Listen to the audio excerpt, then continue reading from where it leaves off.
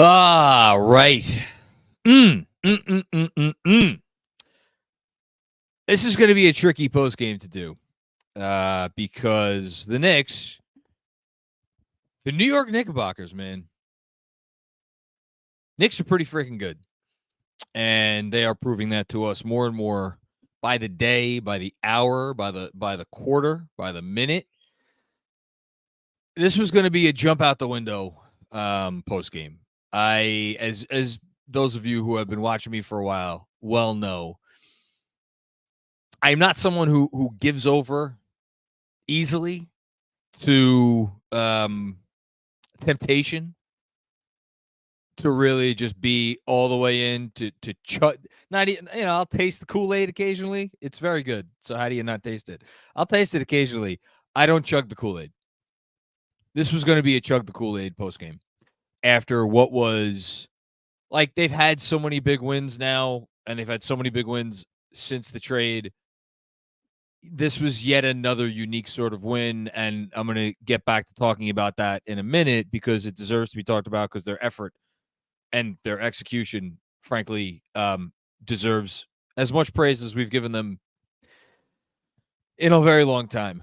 And yet, I'm conflicted because I feel like it would be inappropriate to be in a celebratory mood after this game because Julius Randle, with a handful of minutes left in the game, exited after he went up for a layup attempt with Jaime Jaquez, the Heat's latest in a very long, distinguished line of players who will probably figure out a way to injure your best player.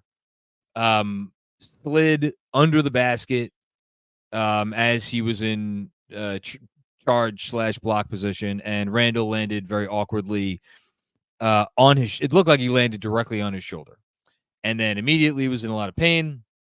Called for the bench, had to go to the locker room, and I'll be curious if we get any update from Tom Thibodeau after this game. I'm not even going to speculate. Like, my first thought when I saw the injury was dislocated shoulder. And because, like, I've had a dislocated shoulder. I'm sure probably a lot of people watching this right now have had a dislocated shoulder. Like, maybe it's that.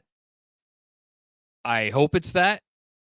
Or, just it didn't look like a bruise. That's for sure. The way Randall was going, it didn't look like a bruise. So I think we have to hope that it's a dislocated shoulder and not something worse. If it's something worse, I don't want to start off the show talking about like scenarios where Randall is out for any significant period of time.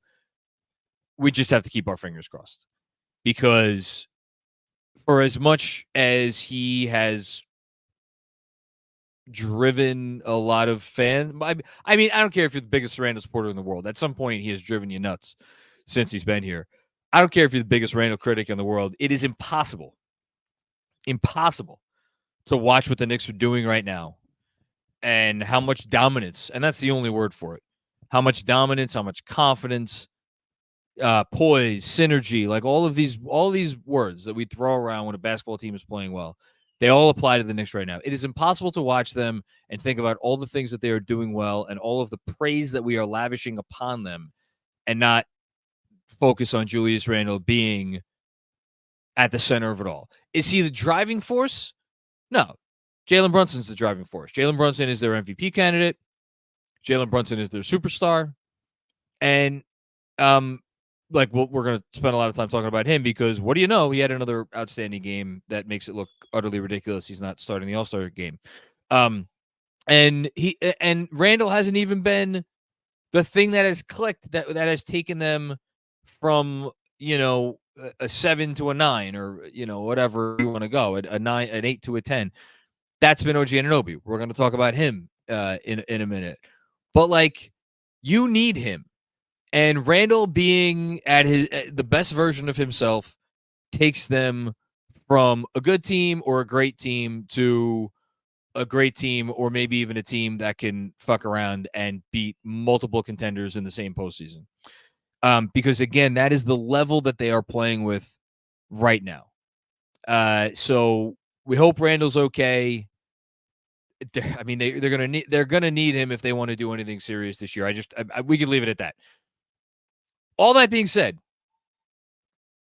is this team equipped to withstand they have two All-Star. I think Randall's going to make the All-Star team. They're going to have two All-Stars, I think. One of those All-Stars they are not equipped to handle the loss of at all. Of the two, they are far more equipped to handle the loss of Randall if, and I hope it doesn't come to this, although at this point, I think we would have to assume that it probably will. They are more equipped to withstand the loss of Randall for a sustained period of time. It would look a little bit different. They would be, again, down to one genuine playmaker, guy who drew attention. If this was a really sustained injury, and this was like a months as opposed to weeks thing, maybe even if it's a weeks thing. And again, I feel I don't even want to say those words because I don't want to talk that into fruition. Maybe that increases their level of urgency in terms of the trade deadline. I don't know. It would put a lot more on Jalen Brunson. It would put a lot on a lot of guys to step up and do things that maybe they're not comfortable doing. All that being said, they still have Jalen Brunson. And that's the key. And as long as he's healthy, if Randall has to miss time, you slide in OG Anunoby at the starting four. I would bet any amount of money they would slide Josh Hart, who had an outstanding game today, into the starting three. Keep DiVincenzo with the two, and then you kind of just work down from there. My bet would actually probably be that they would go with an 8-man rotation with Deuce Grimes and a center coming off the bench.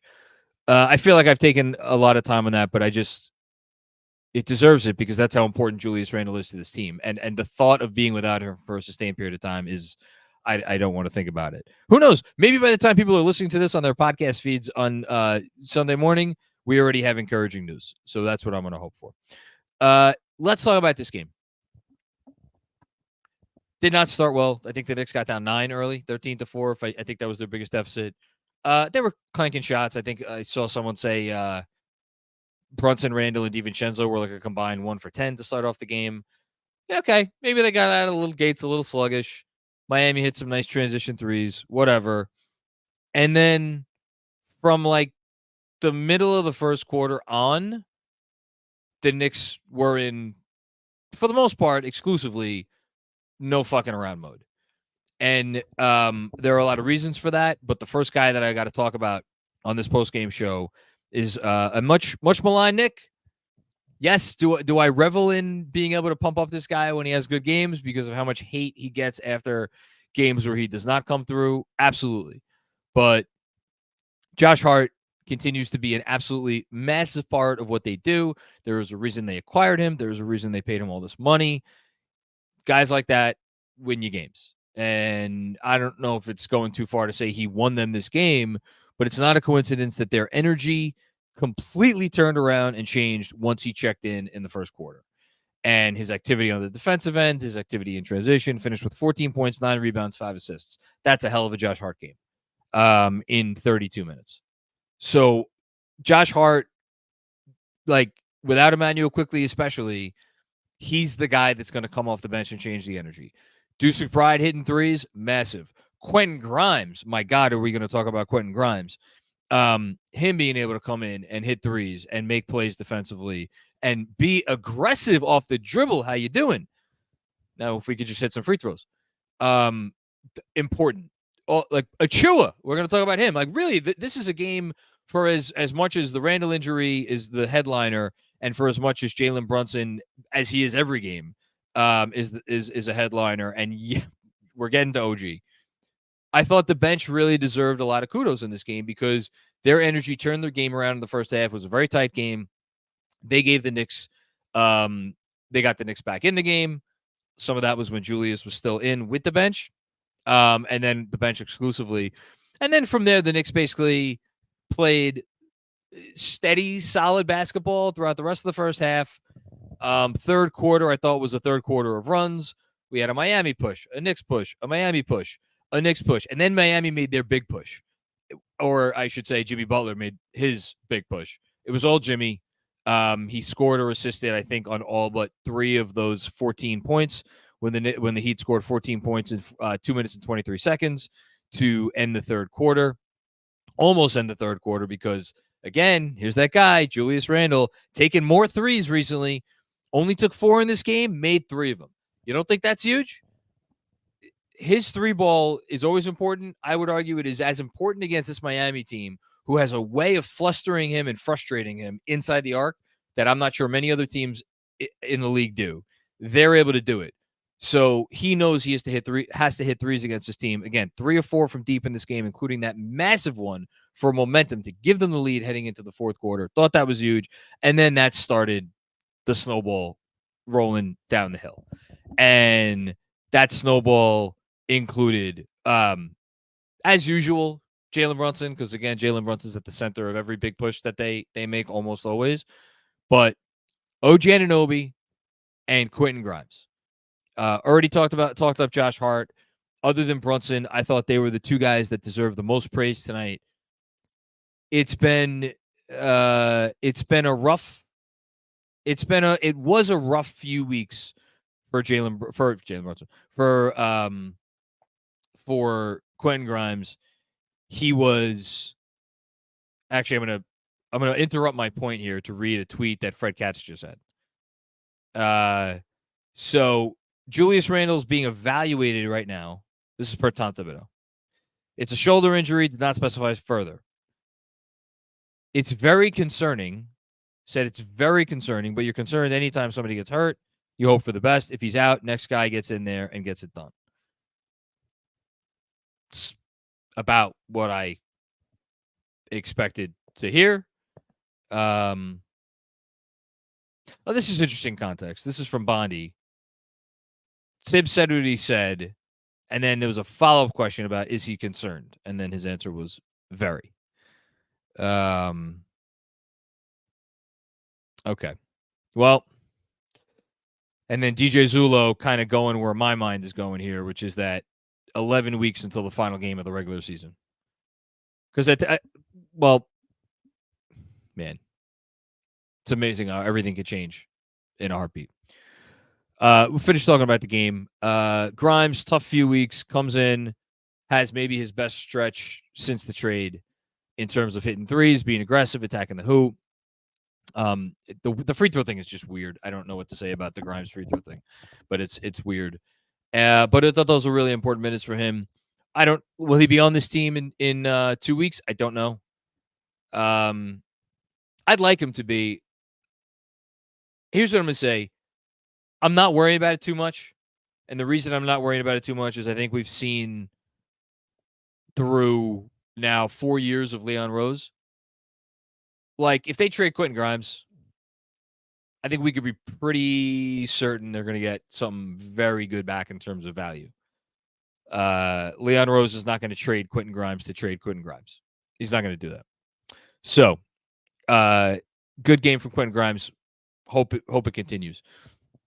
OG Anunoby, and actually I'm going to save OG Anunoby for last. Couple other quick shout-outs here. Precious Achiuwa, iHeart made his way back. He was out 2 games, made it back. Only played 16 minutes in this game. I'm not sure if that was a minutes limit thing. My guess is that it was more like, all right, I feel good enough to give it a go. Let's see how we are. He was not his usual self. Precious was the better of the 2 options. Precious Achiuwa ends up playing 31 minutes. Only went 2 of 7 from the field. Missed a couple layups there in the end of third quarter when Miami made their push. But overall, I thought he played very well. 10 big rebounds in 31 minutes. He's better on the boards than I had any idea about. And that's big for this team. His defense is getting better and better. Like, he's just getting more comfortable. And I think that's really important with Mitch still out and with Hartenstein he's going to need to be managed for sure, especially with Julius missing time because, again, Julius is part of their thing. I spoke about this after the Denver game. Their thing is skill and size. Who epitomizes the combination of skill and size more than anybody on this team? It's Julius Randle. So if they miss Randle, they're going to need to replace both of those things. But the size part on the boards, Hardenstein's been great on the boards. If Achiuwa can help clean that up, that would be big. So good game from Achiuwa. Grimes, I forget when he had 1 3-pointer in this game, and when he hit it, I was like, that's a big three in the moment. It seems like every three he hits is a big three in the moment. But he gave them some good minutes. Let's talk about Anunoby, and then we'll finish up. Oh, and DiVincenzo. They made the Knicks made a big push at the end of the first quarter to get back in the game. I thought DiVincenzo was very important. Excuse me, second quarter to give them a little space. I thought DiVincenzo making some shots, making some plays, I thought was very important to that second quarter push. He always makes an impact. It's impossible to have a Knick game where DiVincenzo doesn't make an impact. It's very, very rare at this point. So good game from him. OG Anunoby. So if Randall's out for a while, and OG Anunoby is your starting four for however long it's going to be, what does that mean? What does that look like? He's not like, it's not like, Tibbs is going to say next man up. Okay, fine. OG Anunoby isn't Randall. He's not a guy you're going to toss the ball to and be like, just draw two or score. That's Randall, which is why it is maddening to a lot of Randall's biggest supporters when people give him so much shit, because the rarity of having a guy who it's like, toss him the ball, go make a shot, or draw two. That's why guys get paid $30 million a year. OG's going to get paid $30 million a year, but that's not his skill set. And how are they going to be able to make up if they lose Randall for a while? I do think OG's going to need to tap a little bit more into the on-ball stuff, which we saw today. We've been seeing more and more of recently. It's looked very good. It's going to look a little bit different, obviously, than what you do with Randall, but that'll be important. I think defensively is where, if there's one area where you're like, okay, here's why they could survive the loss of Randall if they miss him for a while. On defense, if you take out Randall, who, look, when he's trying hard and he's giving it full effort, and I thought his effort was great in this game and has been really good by and large recently. Even that version of Randall, the best version of Randall on defense, if you take him out of your starting lineup defensively and you replace him with Josh Hart, because that's essentially what's going to happen. OG takes Randall's spot, Hart takes OG's spot. And then you have DiVincenzo still in there, and then whoever your center is. That's intimidating. That's imposing. And I'm watching OG out there today do his thing, and I keep coming up with new analogies for him. He's like the fucking Terminator out there. He is a lifeless, soulless robot sent from the future to completely decimate your team's otherwise functional offense. That's OG Anunoby in a nutshell, because that's what he does, and we're going to need even more of that without Randall again, it feels unfair to say, because the Knicks have already been the best defensive team in the league since they got OG Anunoby. Well, if they miss Randall for a period of time, they're going to have to be even better. And ultimately it's going to fall on Brunson. To generate somehow even more offense than he already does. But OG takes a little bit of that load. I wonder if Hartenstein will take a little bit more of that load. He's going to need to. They're going to talk about needing him for offense. Josh Hart is going to need to be on his P's and Q's, so to speak. All of these guys. DiVincenzo has a little playmaking ability. He's going to need to tap into that. Everybody's going to need to pick up the slack. They're not going to replace Julius Randle with one player on this roster if he has to miss time, especially an extended period of time. And then, of course, the biggest question is, if they learn soon that he has to miss an extended period of time, how does that impact their trade deadline? Let's just say I don't want to throw dates out. If it's 4 weeks, if it's 6 weeks, I hope it's 4 days. I don't know, which is why I don't even want to talk about this, but it feels irresponsible. It feels irresponsible both to talk about it, and it feels irresponsible not to talk about it. So I don't know. I want to know more. I want to know more about what their plan is. If he's out for a while, I want to know more. I want to know how long they think he's going to be out. I want to know all these things.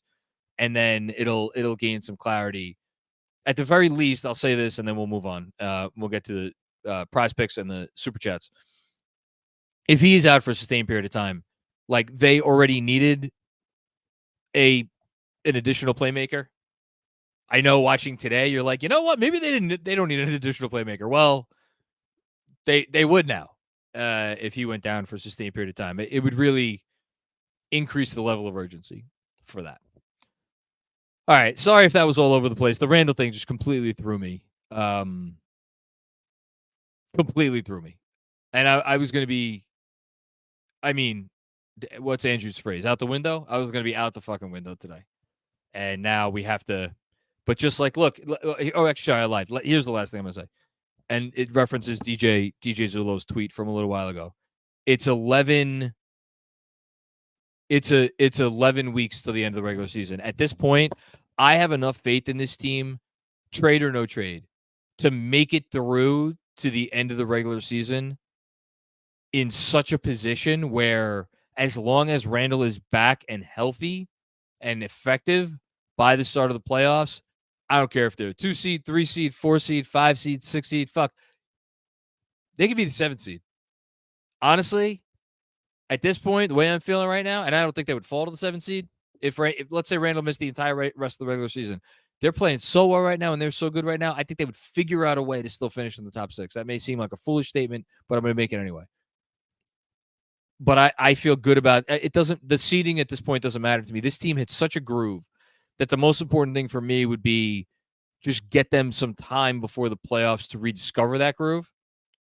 But more than anything, I hope that all of this Randall talk is going to sound like an utter waste of time when we get news, and that he's not out for very long. So, okay. That's that. Let us move on to, I believe we have some prize picks business to do, but I'll await APJP because APJP is on the 1s and 2s today. Yes, prize picks, betting and sweating. We love our proud sponsors, Prize Picks. Go to prizepicks.com/KFS. Use code KFS for a first deposit match up to $100. Again, prizepicks.com/KFS. That code is KFS. They will match your deposit up to $100. Daily fantasy sports made easy. Let's see what we got today as I pull up my box score so I could see who did what here. All right. We got Jalen Brunson over 37.5 points, rebounds, and assists. What do you know? Betting on Jalen Brunson is smart. The man had 45 points, rebounds, and assists, 32 points, 8 assists, 5 rebounds. Spectacular game for Jalen Brunson. OG Anunoby, Prize Picks has to get him in a Knick uniform for that little decal there. Who is this? I forget the order that we go in, but one of our betting and sweating crew had this at over 4.5 rebounds for OG Anunoby. Unfortunately, only finished with 1 rebound, so that's a loss. He's going to need to get way more than 4.5 rebounds moving forward if he has to take Randall's place. Jimmy Butler. Oh, yeah. Sorry, hold on. Now I got the order. So it's Mensa. So Mensa hit with the Brunson over. GMAC lost with the OG over. Now this is Sean with a W. Had Jimmy Butler under 18.5 points. Jimmy Butler with 28 points.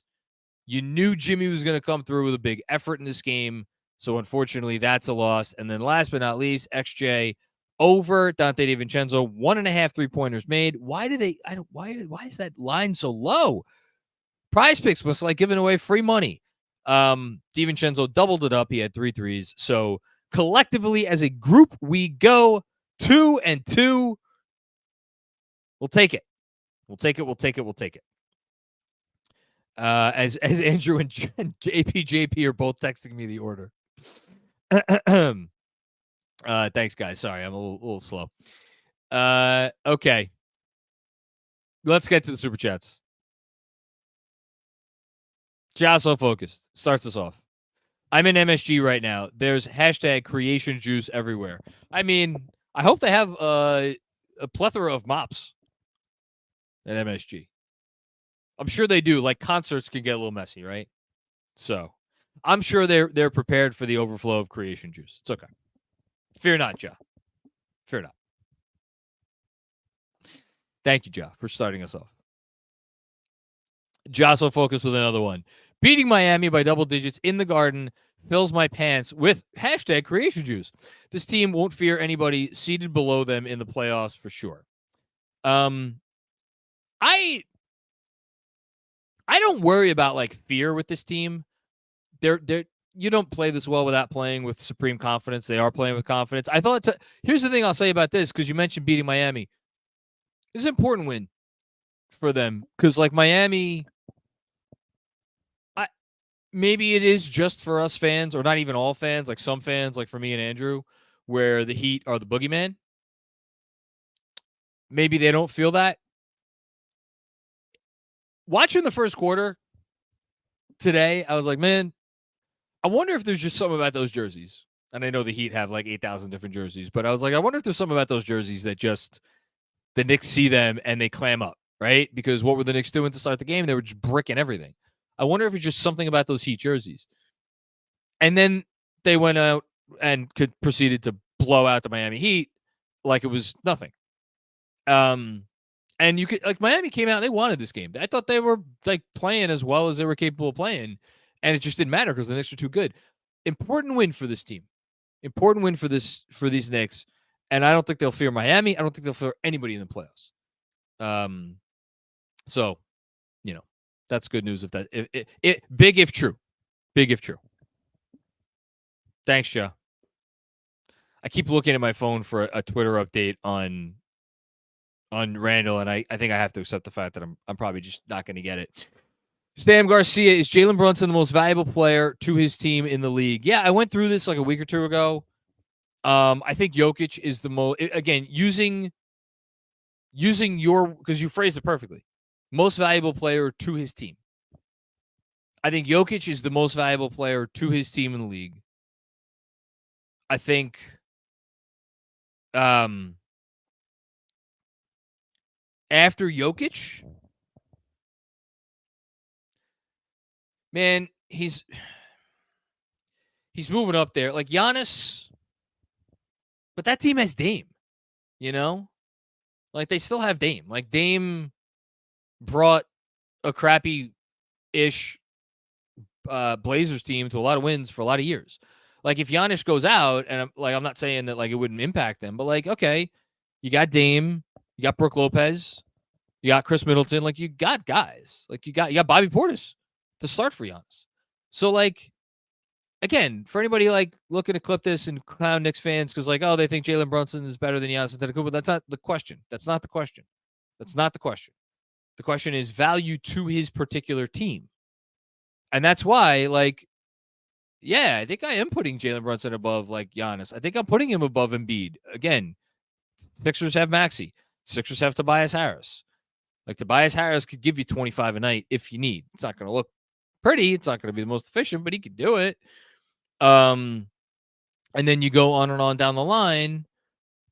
I don't know. SGA. SGA is up there. SGA is up there. Yeah.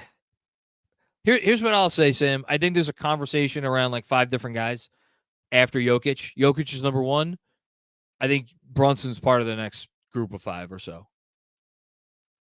He has to be. Has to be. Thanks, Sam. Akash Trivetti. Okay. Never seen Spoelstra that mad calling a timeout. OG had him and the entire Miami team in shambles. Jimmy's scared to go one-on-one. Next defender up. Grimes, Hart, LOL. Keep up the great work, KFS. Love you all. Thank you, Dr. Trivetti. And I wish we had you in the locker room right now examining Julius Randle so we get some information, but alas. OG's, again, I'm running out of shit to say about him. It doesn't matter who you put him on. Yeah, here's the other comp that I thought of. Like I was thinking back, remember Game Genie? And you got to be over 35 probably to remember. Maybe over 30. Definitely got to be over 30. You might have to be over 35 to remember Game Genie. Game Genie was this thing where you'd stick your cartridge, right? or whatever. I think it was for. I remember for Nintendo. It might have been for Super Nintendo. I don't even. You put your cartridge in this thing, and it would like unlock all the cheat codes for your video game. OG Anunoby is like the anti-game genie. You put him in the game, and he locks like everything that would otherwise make an opponent's life easier on offense. He just takes all that away. So it's like he makes you like play your video game with like one hand tied behind your back. That's what he makes you do. It's unfair. I still can't believe he's on our team, and I'm very thankful that he is. And that is what I have to say about that. Thanks, Dr. Trevetti. Jocelyn Focus with another one. Hashtag saw hashtag creation juice running down JP's leg. Oh, we've crossed the boundary now. Hashtag F heat culture. Amen to that. F heat culture all day long, please. Thanks, Joe. Ryan Eggers, what's going on, Ryan? Thank you for the generous contribution. Hardest working, best conditioned, most professional, spontaneous combusting, fourth quarter collapsing, toughest, meanest, nastiest team that can't stop number 11 in the league. You just reminded me. So in the fourth quarter that we just witnessed, the New York Knicks outscored the Miami Heat, and there was a little bit of garbage time there at the end because the blowout was so robust. The Knicks outscored the Heat by 13 points. In the previous game that these two teams played, the Knicks outscored the Heat by a total of 18 points. So if you add those two numbers together, 18 plus 13, the Knicks have now outscored the Heat by a combined 31 points over the last two fourth quarters that these two teams have played. Andrew's texting me to laugh at the Heat. I'm not going to laugh at them. It's too much respect. But I will say this. Giancarlo, wherever you are, know that I don't know that I've ever been happier to beat a team than to beat your fucking bum-ass team. It brings me so much joy. And the thought that y'all are about to descend into the pit of mediocrity and sub-mediocrity as an NBA franchise because your boy, Jimmy, is getting old.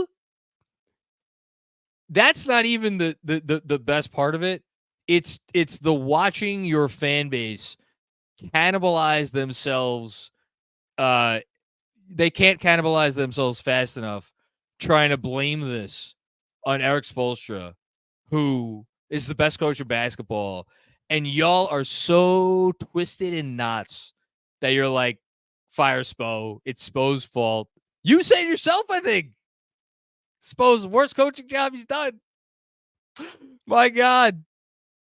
I mean, it's just so good. It's so glorious. It is really, it's the kind of car accident you really want to see because all those injured deserve it. Thank you, Ryan, for spurring that. Appreciate it. Michael Aaron, what's going on, Michael? No need to do anything else to the roster this season except trade salary and to pick to get a bench point guard. Grimes needs to stay. Props to Precious too. So this is a concept that I haven't really given a lot of time to. And it's purely because if they keep Grimes and they trade for a backup point guard, that means no more Deuce. And like, that's not an egregious crime, which feels weird to say about a guy who comes in and plays absolutely top-notch defense at the point of attack, off the ball, everything. Like he's one of the best point guard he's one of the best defenders, if not the best defender at his size in the entire league. Top 3, top 4, defender, 6'2" or under, 6'3" or under, whatever he is in basketball. And he's hitting fucking 50% from 3. So it feels weird to be like, yeah, I don't really care if that guy leaves the rotation. And that's like one thing that I have where I'm like, we really want this? But like, that wouldn't kill me. That wouldn't bug me that much because of Deuce's one massive limitation, which is that he can't get them into their offense. He can't create an advantage. # creation juice. So I get like, I don't know. I guess it's not a big. If that's not a big deal, which I guess maybe it isn't, then yeah, maybe that's all they need to do and keep Grimes in the rotation and let Grimes continue to rehab his value, and hopefully, whatever is going on behind the scenes between him and, I don't want to say between like him and the organization, because that implies something untoward. Like, I think at this point, he, like over the last few weeks, he's probably, part of him wants to maybe seek greener pastures where he's not dealing with as much of a minutes crunch here as he is here.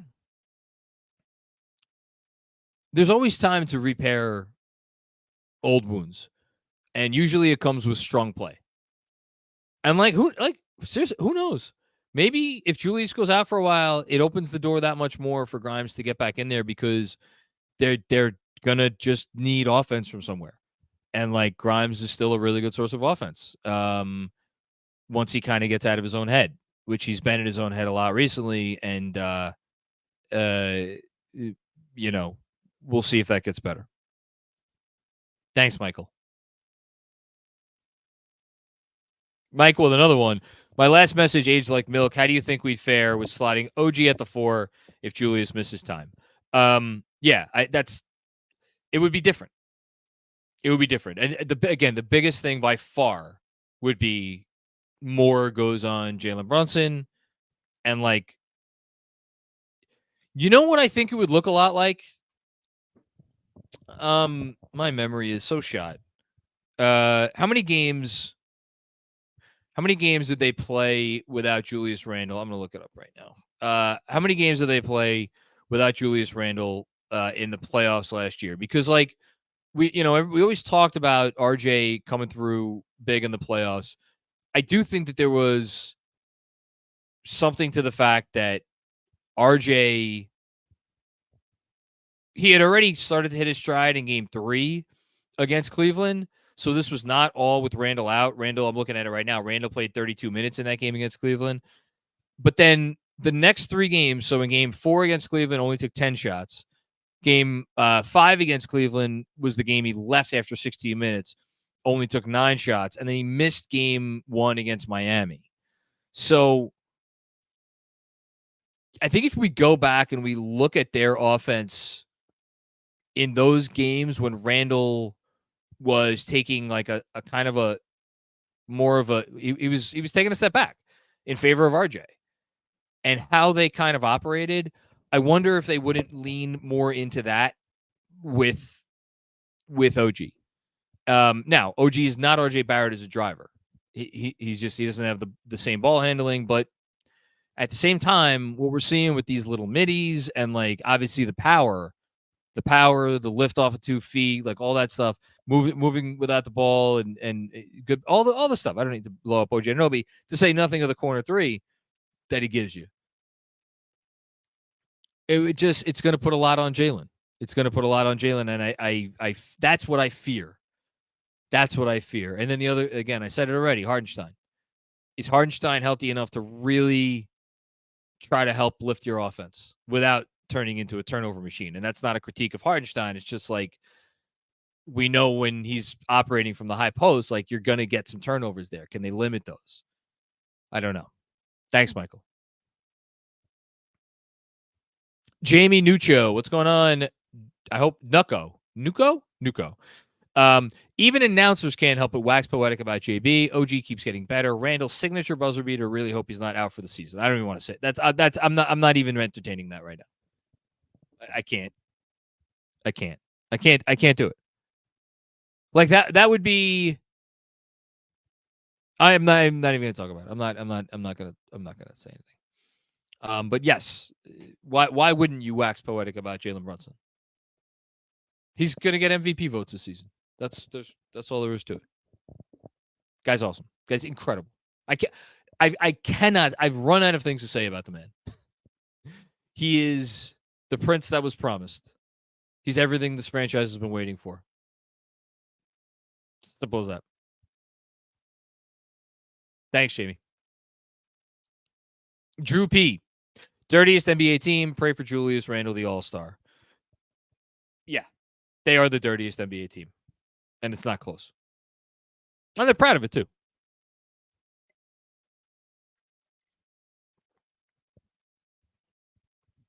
Go Miami. Hashtag Heat Culture. Thanks, Drew. Kevin Yanishevsky. I wonder if this is the tweet that, or the one that Andrew just warned me about. So weird. I had put out a tweet basically saying the Knicks should think about trading Randle in the next year because OGJB without Randle is a death lineup right before the injury. Hope he's all right though. Yeah, that's pretty bad one, Kev. No, the Knicks should not think about trading Julius Randle, even if it gets announced in the next 5 minutes that he is fine and that nothing is wrong. They need him. They need him. He is forget the formula in the NBA today, right?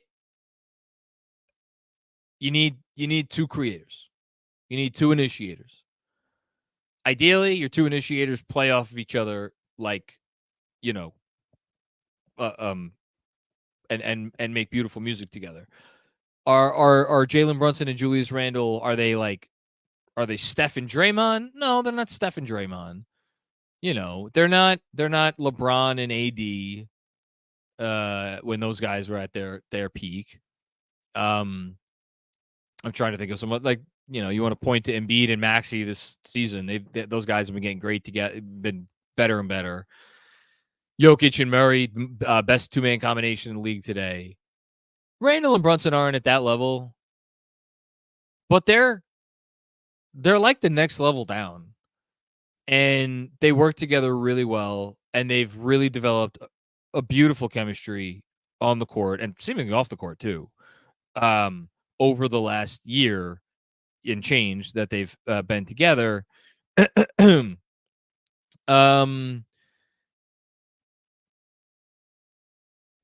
So they need that. They need both of those guys.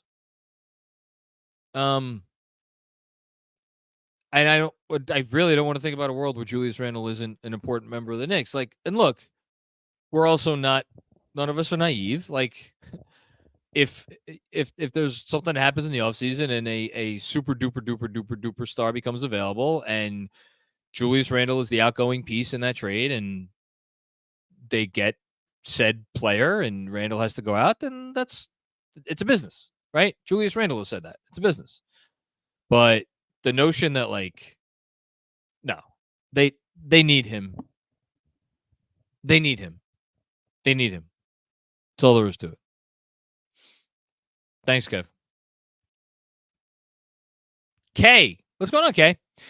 Been a while, but due to how much I despise the entire Heat organization, I had to pop back. Well, it's great to see you. Thanks for the generous contribution. 3 quick points. 1, I prayed you was okay. Me and you both. 2, JB is a superstar. I don't give a fuck. Agreed. 3, don't trade Quentin Grimes unless it's for a true star. Shouts to KFS. Thank you so much, Kay. I appreciate you. I'm not gonna sit here and be like, I will hate any trade involving Quentin Grimes unless they get a true star in return, because that's just not true. I think there's a possibility that they could make a trade for involving Grimes that returns enough to make it a good trade. I think it's going to be hard to make that trade, hard to find that trade. And Quentin Grimes, again, I kind of went back and forth on the last post game where I was like, on the right team, he could be a starter and play 30, 35 minutes a night. On other teams, I think he'd be more of a seventh man, somewhere in between there, right? But then you could say the same thing about Dante DiVincenzo, There's a lot of teams out there that DiVincenzo would be more like a seventh man. So like that's the range Grimes is in. But if you're anywhere in that range, whether you're the fifth, sixth, seventh most important player on a team, if the team is very good, then okay. So we got an answer. This per Woj. Julius Randle has suffered a dislocated right shoulder, sources tell ESPN. I think that's great news. Somebody tell me whether I should be reacting as I think I should be reacting, which is that's great news. I think it's great news. If it's not great news, okay, here's a follow-up. The X-ray didn't show much damage. Source said. The X-ray didn't show much damage. An MRI is coming later tonight.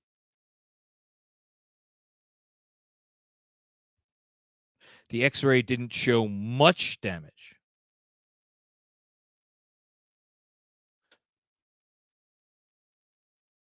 What the fuck does that mean? So it showed damage, but not much damage. And they're still doing an MRI.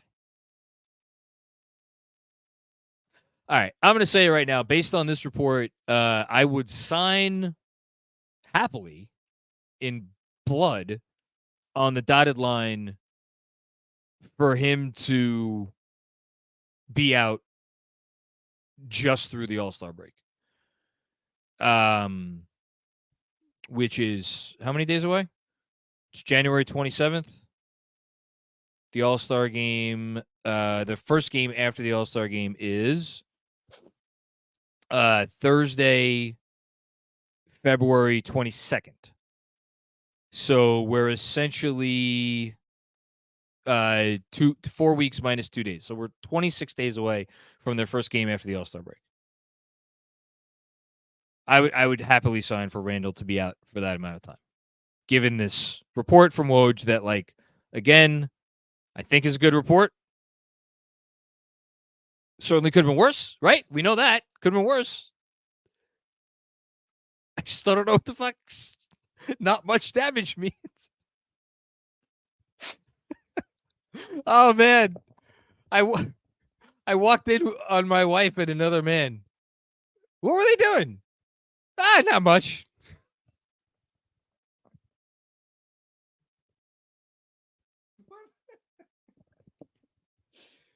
Oh, shit. Okay. Let's move on. I'm clearly losing my mind. Thank you, Kay, again for the generous contribution. TJ Davis. Can we say that the Knicks are the NBA's version of fuck around and find out? Yeah, sure. Shout out to the bench tonight. Hart, Achua, Grimes, all big. Let's fucking go Knicks. I don't know if I would give them the fuck around and find out, because like fuck around and find out is like the implication in that is that you thought it was okay to mess around. I don't think there's a single team in the league. And I don't mean to disparage your comment because I get where you're going and part of me agrees with you. Devil's advocate is like, I really don't think there's a team in the league that is coming in to play the Knicks and not absolutely like turned up, you know? Even teams that are more talented, it's actually, honestly, it's like, it's a disadvantage. It's like it's like, you know, when you win the championship, every team that faces you that next season is gonna be like, we're playing the world champs tonight. We're geared up for this one. I almost think the Knicks, they don't get maybe that level of respect. They get something close. Yes, this is a popper follow-up. MRI testing will show the extent of the damage. Okay. We'll see. Okay, thanks, TJ. Baltimore Corey. That injury to Julius did not look good. Hopefully not. Hopefully this news is actually good news. What should we do moving forward if this is serious? I feel like at this point, like, can we rule out for the season? Is that fair? I think so, right? I think we could rule out for the season.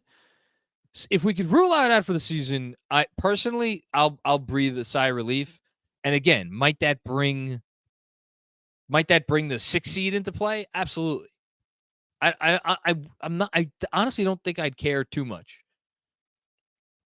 I've vacillated back and forth in recent days about coming off of my stance of like just get into the 4-5.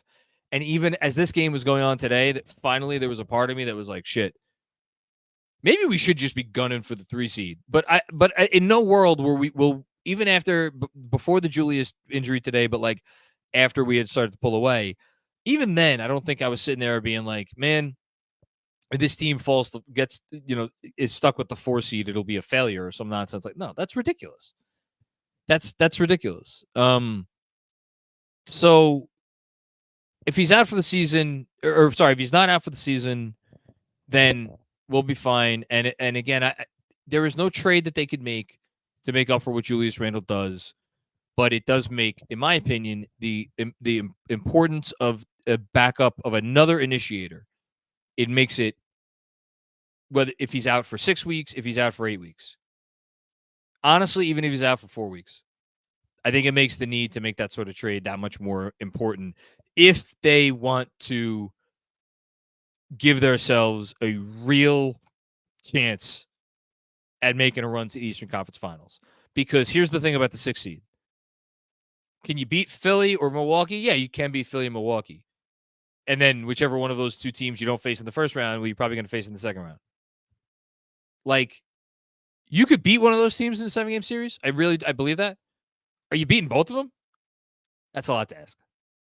Like, make life easier on yourself. And I as I say that, I'm very cognizant of the fact that, like, no, beating Cleveland or Indiana or this Miami team when they get their shit together, and they will get their shit together, that's not going to be easy. That's not going to be easy. But it's a different animal, I think, than those other teams. Thank you, Baltimore Corey. Appreciate you. I'm just looking at the Substack chat for anybody who might be a doctor. Is there a doctor in the house? Jibo, what's your starting 5 if Randall is out? Yeah, I mean, I said that already. It's just move Hart into the starting 5. That's easy. I understand there will certainly be support to move Quentin Grimes into the starting 5.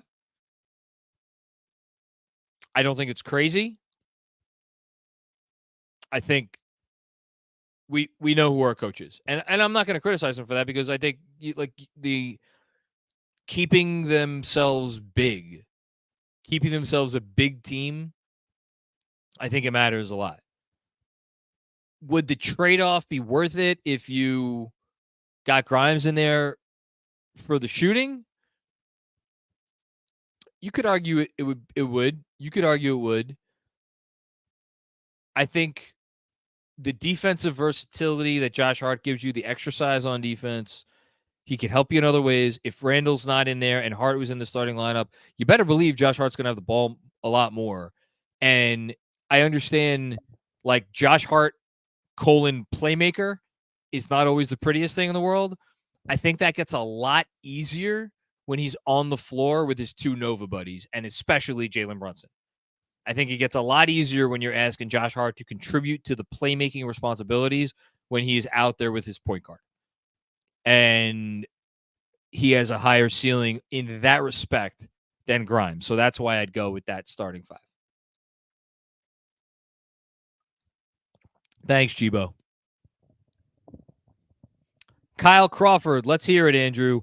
Andrew's off today. It's APJP, so you're not going to hear Andrew laughing at the Heat, but he's laughing from the privacy of his own home. I'll say that. Fuck the Heat. Love you, Giancarlo, but fuck your team.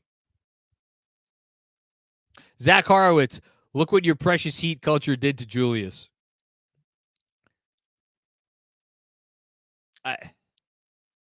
Yeah. It's not.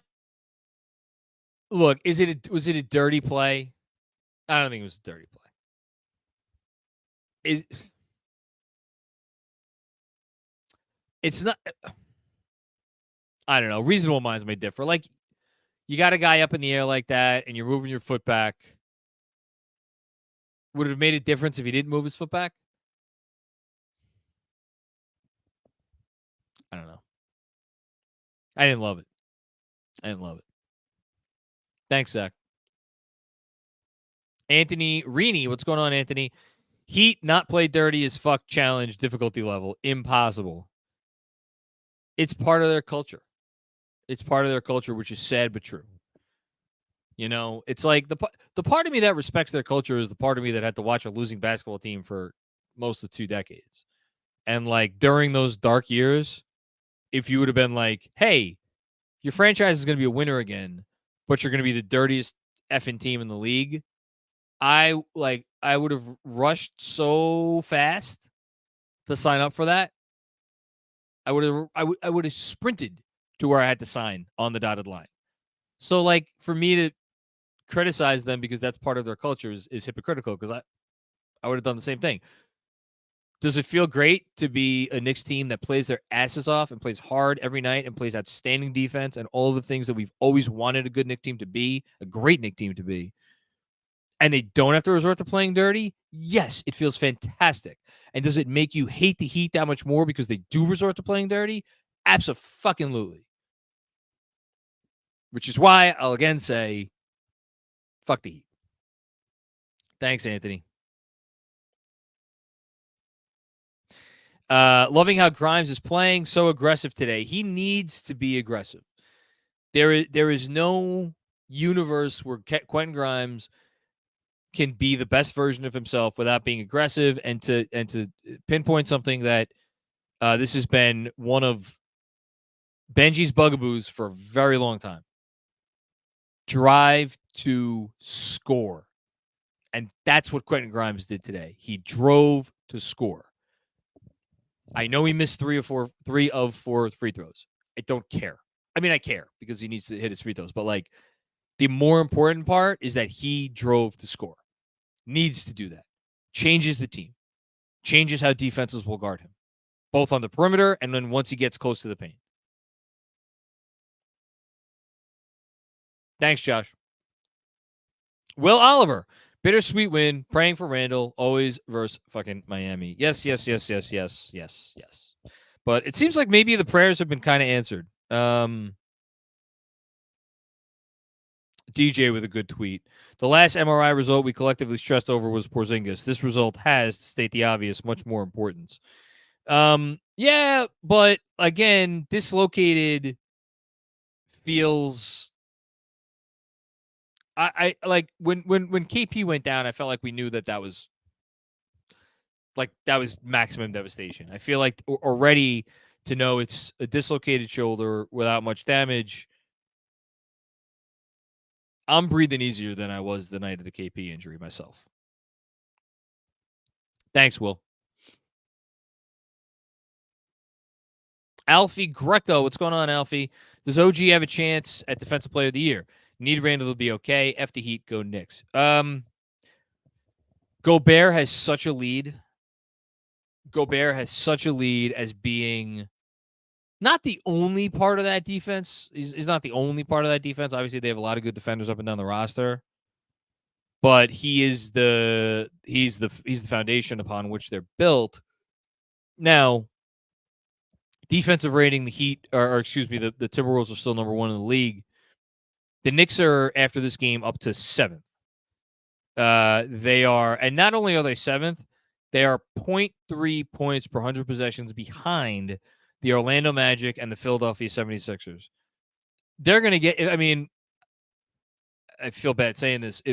If Randall's out, I think you would have to think it could actually improve their defense. It could. I want to choose my words very carefully. And to be abundantly clear, and anybody who's been watching the post-game show knows this, like, without quite, like, Julius needs to get back tomorrow. If he's not back tomorrow, the next day. If he's not back the next day, the day after that. They need him.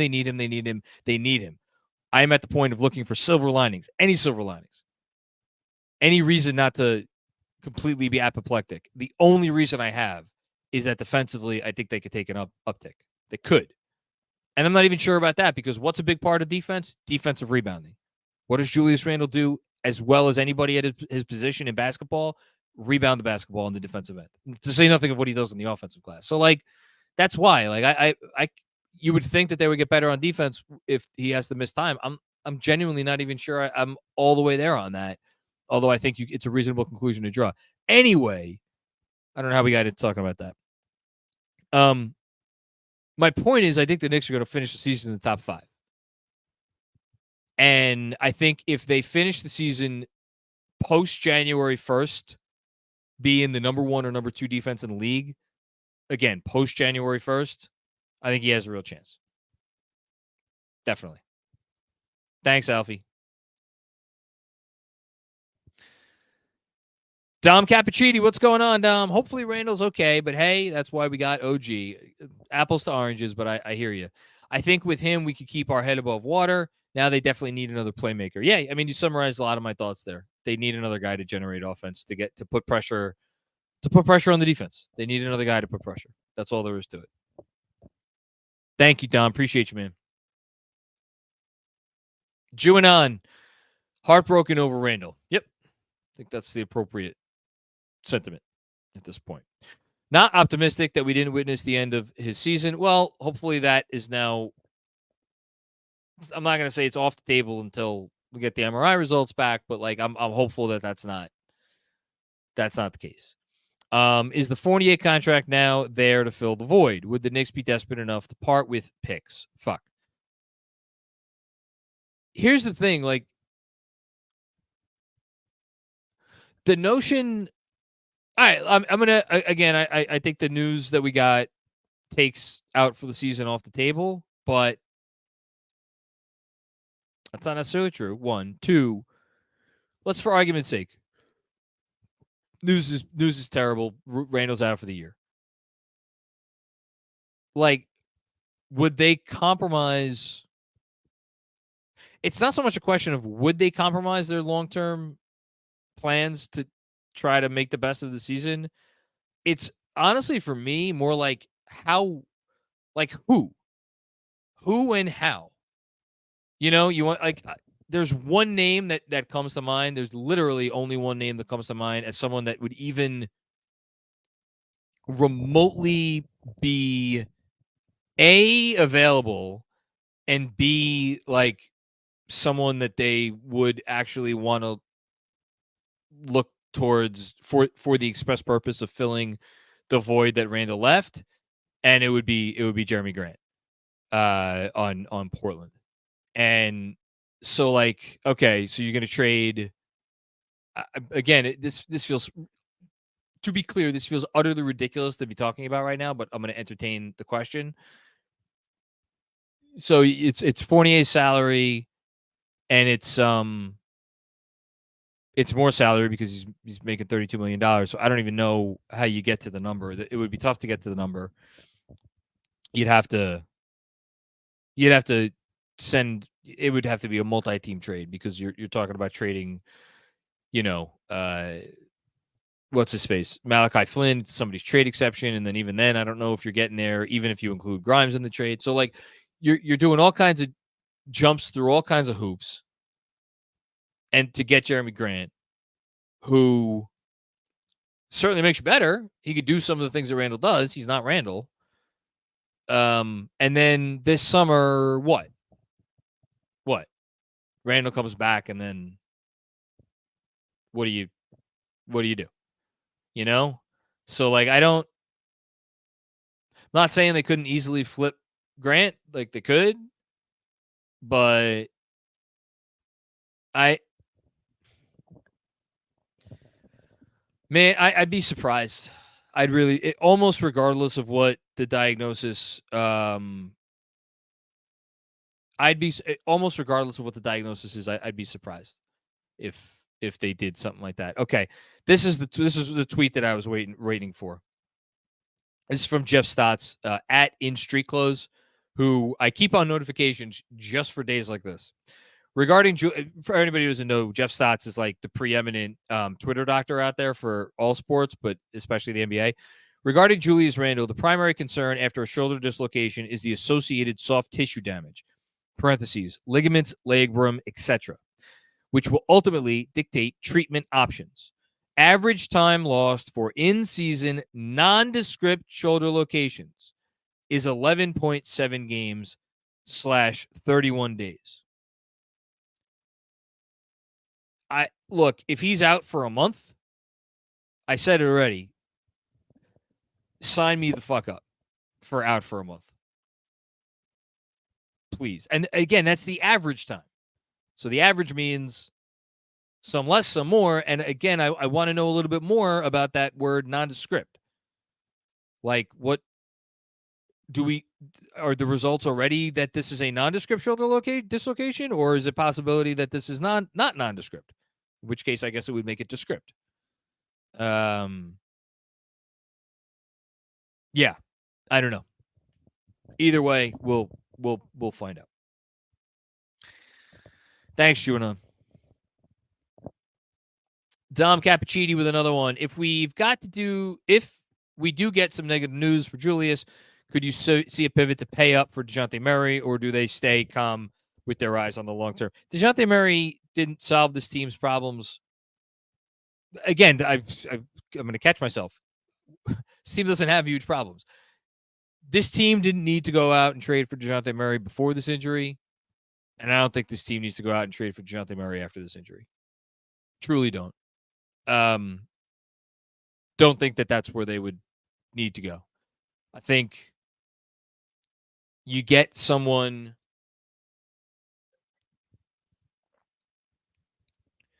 Again, presuming Randall comes back before the playoffs, you just need to bridge the gap. Get a guard, a point guard, even, I don't know who's going to be out there, but some kind of initiator who could be on the floor for 20, 25 minutes a night. And when he's out there, he takes shoulders some of the load off of Brunson. Yeah, I don't see them. Could I be wrong? Yeah, I could be wrong. I could be wrong.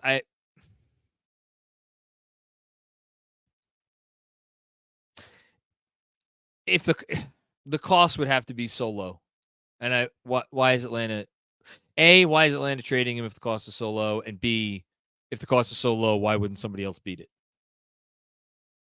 Specifically the Lakers. Because the Knicks ain't giving up a future unprotected first. They're just not doing it. I'm telling you right now, they're not doing it. Thank you, Dom. Roger Fortune. What's going on, Roger? Losing Julius Randle hurt this win. Wishing a fast recovery, but dear Lord, OG's impact I'm in awe of, and that's with me knowing he would be a huge addition. I saw a tweet. Every great sentence in the history of humanity has started with I saw a tweet. I think Benji responded to it or quote tweeted it or something from somebody who was like, I guess, looking at Knicks fans' reactions to OG Anunoby, and being like, I guess no Knicks fans watched my videos on OG and to know of his impact.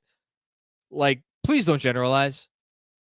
Like, and for anybody who questions that, go back and watch from the beginning of the 48-hour period where I was dragged through the coals on Twitter. Go back and look at my initial reaction to the trade when I was in SNY Studios with Dexter Henry and CP. There's a reason I fucking lost my shit the second I read that they were getting him.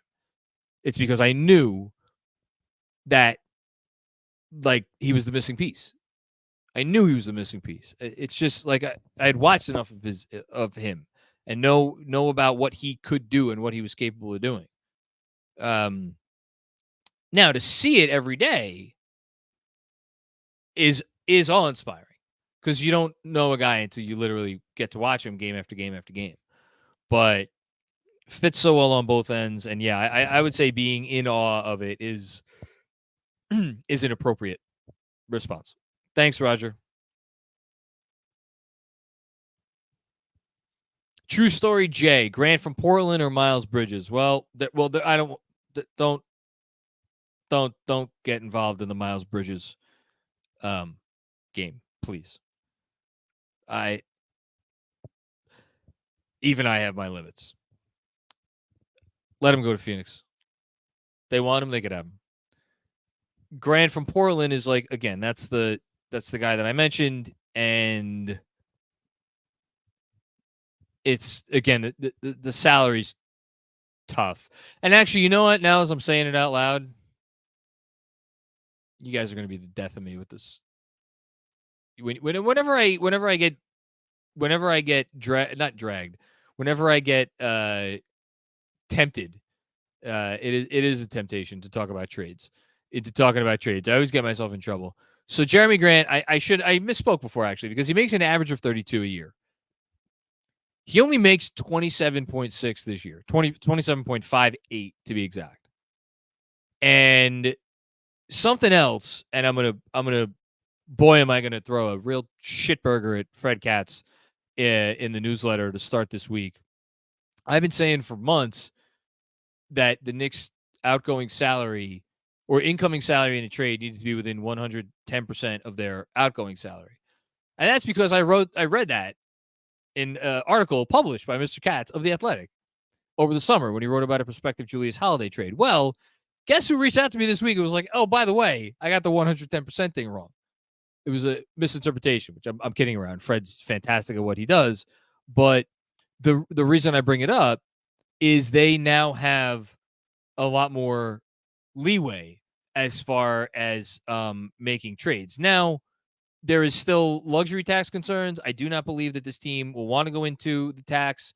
They are still somewhat dangerously close to the tax. But now that I'm looking at the actual numbers, dollars and cents, Fournier plus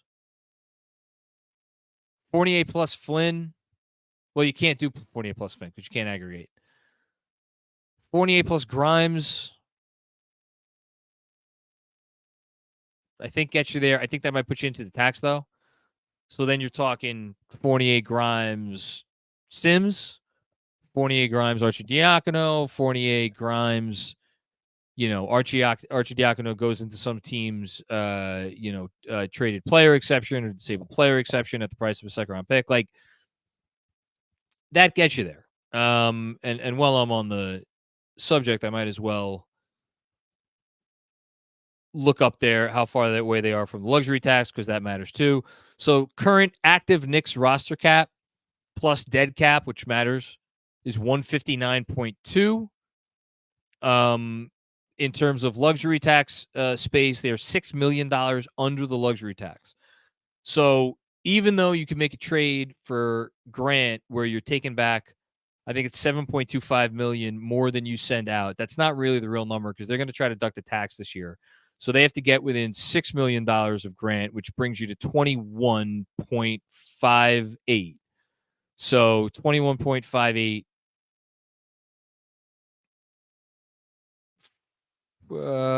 That's interesting.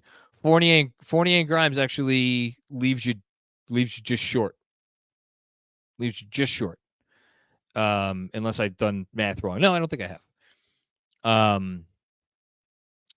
So it would need to be a 3-for-1, unless they wanted to go into the tax, which I don't think the Knicks want to go into the tax this year. All right. Danny Gardner, what's going on, Danny? Trying to take a charge down 16 on a fast break with 4 minutes left when you're 6'8" is exactly why I hate the Heat. Lame as fuck. Yep. Yeah. I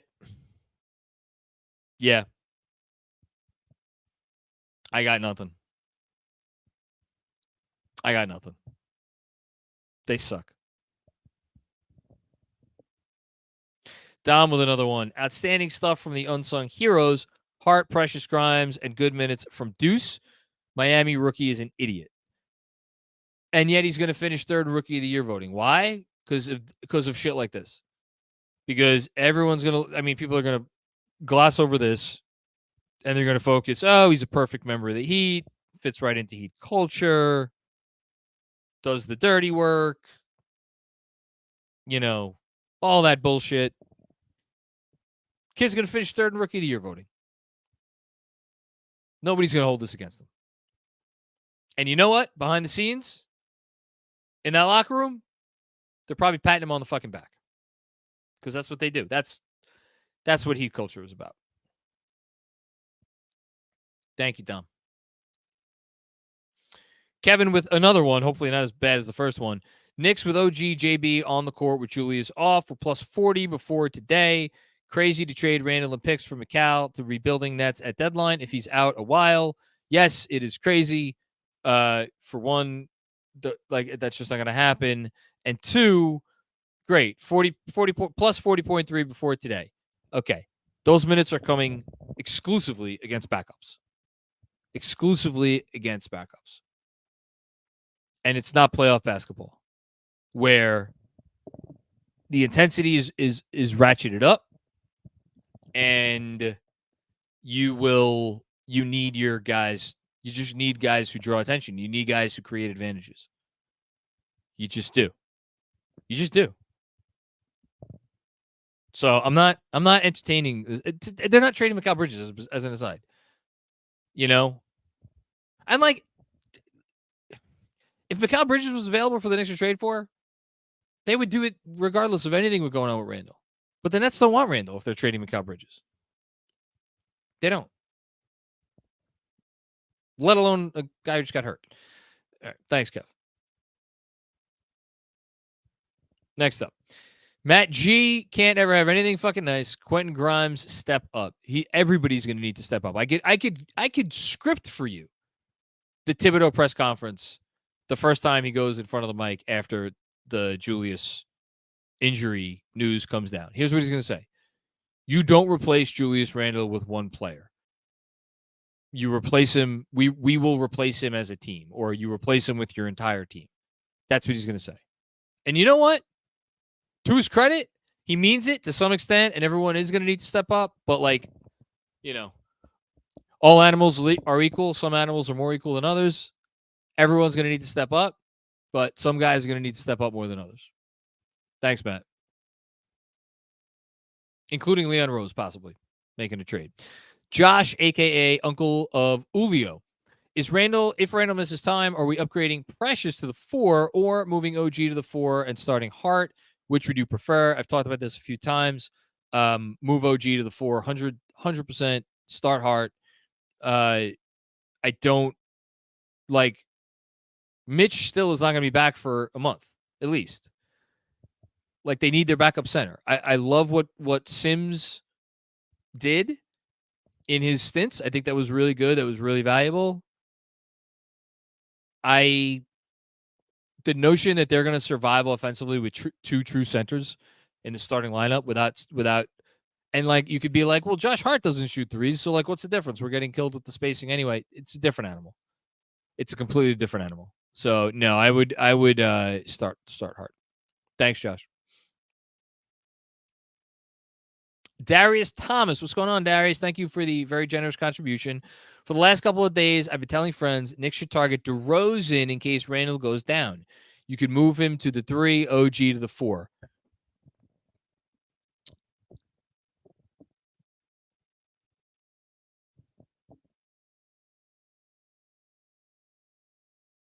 No, your sound didn't come out or cut out if you're listening to this. Oh, well, that just stopped me in my damn tracks, didn't it?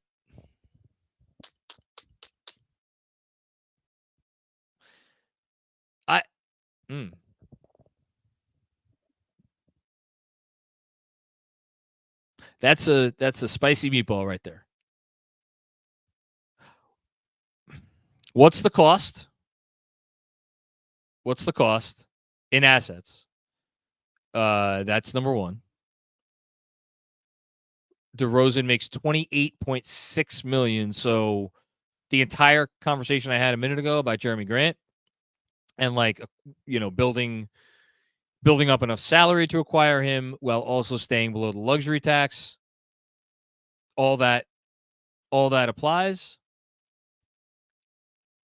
I think the much bigger question here for me would be you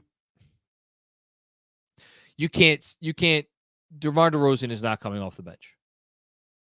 Like, the guy is a borderline all-star this season, even now. He's also playing for a new contract. So, like, if he comes off the bench for the Knicks, unless I mean, like, we're all when something like this happens, this is like all over the place time. This is like throw shit against the wall time. So, like, yeah, I guess is there a world where the Knicks would go to him and be like, listen, and here's the other thing: he's entering unrestricted free agency. If they go to him and like, listen, we're gonna pay you, I don't know what the fuck they would pay, 3 years and $80 million, right? Which is probably more than he's getting on the market, or three for 75. That'll take him until, I mean, I don't know how old DeMar DeRozan is. Is he 34, 35? He's not young. I'll look it up right now, actually, how old he is. We'll pay you enough to make it worth your while. He's 35, or he's going to be 35 in August. So he's 34 now. We'll pay you enough to make it worth your while, but you're going to be a six man for us. You're going to play 30 minutes a game. You're going to be a big part of what we do, but we think you could be our missing piece. We think you could be our last piece, but you got to come off the bench. Like, how does that conversation go? Let's just say, for fucks and shits and giggles, that he agrees. He's like, yeah, all right, fine. Next year, I'll come off the bench. Well, how long is Randall out? Because, like, because that's a drastic move. That's so drastic. For regardless of what it would cost to get him, that's such a drastic move. Older player, does not fit on your timeline, doesn't defend, which is part of the identity of this team now. You're getting worse defensively if you trade for him. Obviously, he does not space the floor out to the 3-point line, but again, that is kind of mitigated a little bit if you're keeping DiVincenzo and OG Anunoby in the starting five. It's just, ultimately, where are you going if your top three shot creators are Brunson, DeRozan, and Randall, two of which are not real threats from deep? So I think ultimately, for as interesting as it would be, I'm not going to lie, you got me for a minute thinking about just plugging in DeRozan next to Brunson, DiVincenzo, and OG. That's also, now that I'm saying it out loud, that's a little small. I know DeRozan's taller than Josh Hart, but he defensively, it's not the same. But there's something about that is a little intoxicating. I'm not gonna lie. DeRozan's a damn good ball player. He's really good. Thanks, Darius. Anthony Sixto, this franchise knows how to hold it down during adversity. Yes, they do. That's the most important thing anyone said tonight. Kudos to you for saying it. JR, JB are twin engines, but now is an opportunity for more OG offensive growth. I said before, some guys are going to have to step up more than others. OG, it's going to be your time. You want it? How about this? OG Anunoby reportedly wanted more of an offensive role with the Toronto Raptors. Guess what? Be careful what you wish for, buddy. Thanks, Anthony. J-Mac, do you think that they shift towards Boyan and Morris from Detroit with Randall out?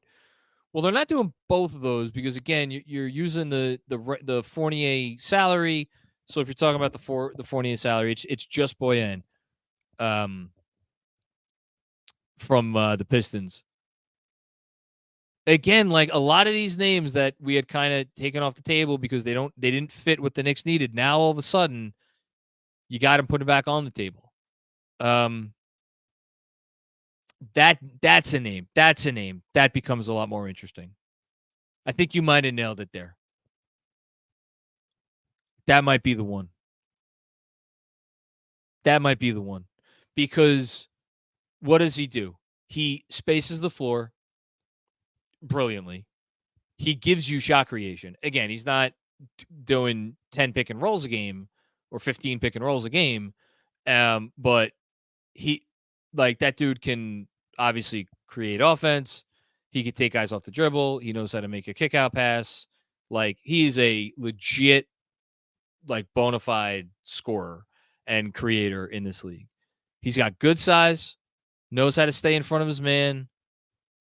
Tibbs is not going to be hesitate to put him on the floor for in terms of defensive concerns. Um, he's older, but you know what? The price is going to be reflected in that.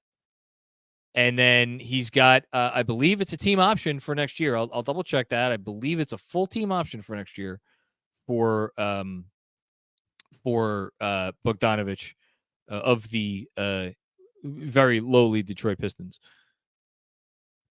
No, it's not showing up as a team. I'm going to double check that. Hang on. Anyway, so that's an interesting name.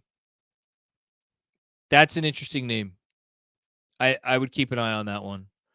He'd be okay coming off the bench, I think, for sure. He gets to go to a winning situation. I think he'd be okay coming off the bench.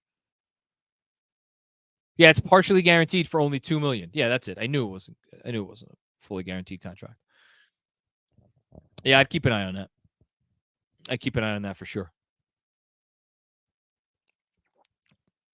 Thanks, here. Zach with another one. Without trash reffing, we win by 30. Brunson was so clearly the best player on the court. Yes. Heat stars, an afterthought. Bam did nothing today. Where was Bam today? What did Bam do today? Did Bam play in this game? Asking for a friend. 6 of 10, 12 points, 13 rebounds, 1 assist, minus 20 for the game. It's not what you want. OG is such a G. I'm falling fast. Precious celebrating with Grimes. Warm together. And I saw somebody commented on it on the Substack chat. It's almost like we had to give it more than a couple games for a group of guys who had not played together at all this year to come together and find some cohesion. Thanks, Zach. Chewing on with another one. The Prophet has sources in the locker room that say it's a broken collarbone. Yeah. Sorry, Prophet. Not your day. Go try to turn some fish into what was it? Loaves of bread and wine, I think. Is that what the thing was? That wasn't a prophet, was it? Well, Jesus was a prophet, right? Hi, Robert Randolph. Thanks, Juno. Ahmed Nuruddin, super sticker. I don't know what that means, but thank you for the super sticker. Appreciate you. Zach with another one. Dr. Wife says it looked like a basic dislocation. So that's where I need more information. What is a basic dislocation? I think Jeff Stotts used the word nondescript dislocation, right? Or something to that effect. So, I mean, again, if it's a month, sign me right the F up for a month. Please sign me up for a month. Out. Would be happy. Yeah, nondescript shoulder dislocation. I hope that's what it means. Thank you, Zach, and thank you, your wife, for me. Asian Ferg. Ayo! That Josso focused. LMAO. Let's go Knicks. I don't know what that's referring to, but I like the KFS chat love. Quite a community we built. Very happy. Thanks, Asian. Appreciate you, man. And thanks everybody for watching and everybody who came watch tonight, even though it's a bit of I mean, the ultimate bittersweet post game. Alexis Santiago. I feel like I did in '97 when Ewing went down in Milwaukee. Sad. That you knew right away. That you knew right away. I remember that. I remember that. I remember that. You remember the yell he let out? You remember that yell that he let out? I will that lives with me. That lives in the depths of my soul. That yell that you let out. I don't know. You know what's different? One, and again, we've already, I think, gotten some good news. I dare to say good news. That's number one. And two, for as much as that team had already traded for, already had Allen Houston, they had, whatever was left of Larry Johnson. Actually, back then, no, at that point, LJ was still had a little bit. Um, Ewing was that team, and even then, he was still that team. This is Brunson's team. Like, it's that's and I think, again, is it gonna be perfect? God knows. God no. Is it are they gonna have some real struggles? Yes. Are there gonna be nights where are we gonna is there a risk of that's my biggest fear tonight, honestly, other than, like, Julius being lost for the season and him being having some kind of permanent injury, and that's for him, like, as a person forget basketball or forget, like, our fandom, like, just I'm rooting for him. Like, he had a chance to make another All-NBA team this year. That let's can we stop? Can we pause for a second? That dude was playing the caliber of basketball where All NBA was a real possibility, especially when you consider he doesn't miss games, which is the other part of this being so fucking unnerving.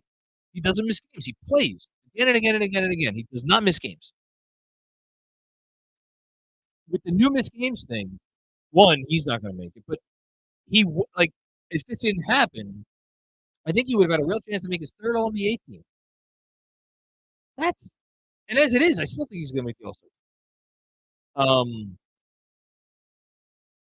this derails what was becoming a really special season for him, and like nobody works harder than that dude.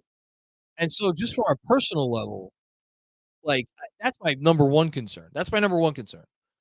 Him personally. Number two is for our basketball team, him being lost for the season. Number three on my list is overextending Brunson for however long Randall's out. Even more so than wins and losses. The notion of overextending Brunson and putting too much on Brunson's plate, I'm scared shitless of that. And yes, it's going to be on Tom to figure that out. Anyway, thanks a lot. And this per Andrew Claudio. Um, from Pastor Claudio.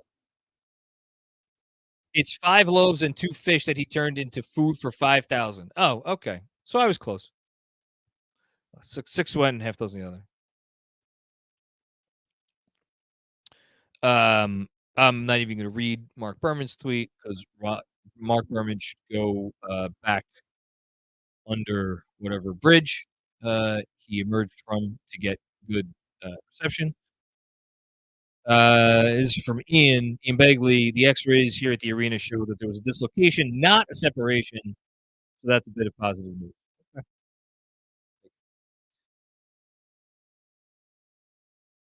AJ Montalvo. I like how Tibbs has been giving Hart some play initiation duty with the bench unit. Deuce is better off the ball. Yes, 100%. And I think that's by design. It is something that Josh Hart is capable of doing. It's not his strong suit. He's going to need to do it even more moving forward. But yeah, thanks, AJ. Andrew Claudio. The laugh I needed after the Julius injury was you snapping on Heat fans because they crossed the line criticizing their coach. Hashtag they stink. The Heat, I'm not going to say that they stink right now. They stink right now, Andrew. What are they? What are the standings? Can we do a standings update? Let's do a standings update. So, advanced stats update. Advanced stats update. Knicks remain are now up to 5th. Woo boy. How you doing? Hello. Plus 5.8. They've passed the Minnesota Timberwolves. The 32-win Minnesota Timberwolves have a better net rating than them. Plus 5.8. That's 5th in the league. Offensive rating 8th. Defensive rating 7th.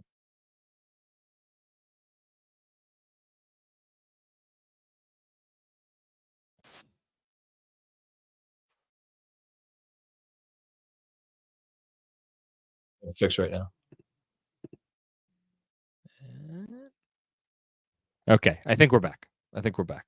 Andrew will let me know if we're back. Quick standings update. So this loss drops the Heat to 24 and 22, 2 games over 500. And they are 5 games back of the Knicks, and the Knicks are 2-0 against them on the year. So, did we put the Heat in the rearview mirror today? Maybe. They're only a half game ahead of the Orlando Magic. That's a good sign.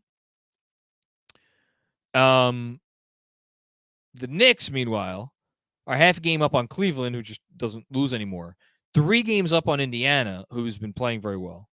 And as again, I wonder how much notions of the 3 seed or the 2 seed go off the table with this injury. But for those still interested, Knicks are a game and a half back of the Sixers, who I would imagine will probably lose today because they sat all of their players. Joel Embiid flakes out of yet another game in Denver. And Knicks are a game and a half back of Philly, and then 2.5 games back of Milwaukee. So could be a game back of Philly in a little while. We'll see. I see Andrew's chat up here. Laugh at them. Ha ha ha. You happy? Marshmallow. I have been a critic of Julius Randle. He won me over this year. He deserves to be here where this team is going. I am terrified right now. That's incredibly well put. It doesn't like you could be the most critical person to Julius Randle. I don't blame anybody.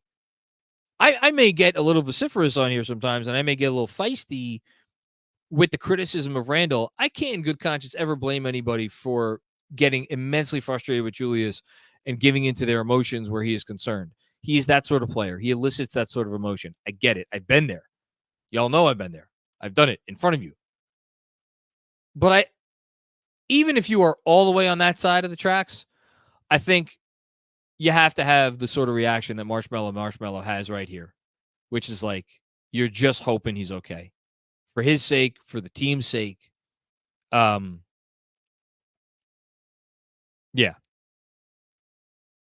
So, we'll see. Thank you, Marshmallow. Rich McLeod. What's going on, Rich? Good friend of KFS here. This Randle update means the clowning the Heat party is back on. Nah, we're not there yet, but not there yet. I want to see the MRI results. Depending on what those MRI results are, there might be an emergency live stream tomorrow. Thanks, Rich. Miguel P. Muscle and soft tissue tears possible with a dislocation. But I feel like that's not the case, right? Oh wait, no. So ligaments, labrum. Is that what you're saying? Soft muscle and soft tissue, or ligaments and a labrum, muscle and soft tissue? I'm assuming they are. So, yeah, we'll see. Hopefully not. Thank you for the information, though, Miguel. Dan Hidalgo, injury is my fault. I bought tickets for Tuesday. Shame on you, Dan. At least you owned it, though. Thank you. Thank you for owning it. Don't feel too bad. Kevin Danishevsky, by the way, to be clear, y'all know I'm a Randle guy, top 20 Knick ever. And first and foremost, I hope he's all right. Also, the Knicks play really well with OG and Jalen Brunson without him, and I think they should go for it this season. Kevin, that was about as good as the apology that I gave after the whole RJ bullshit, which obviously means it was excellent. Kudos to you.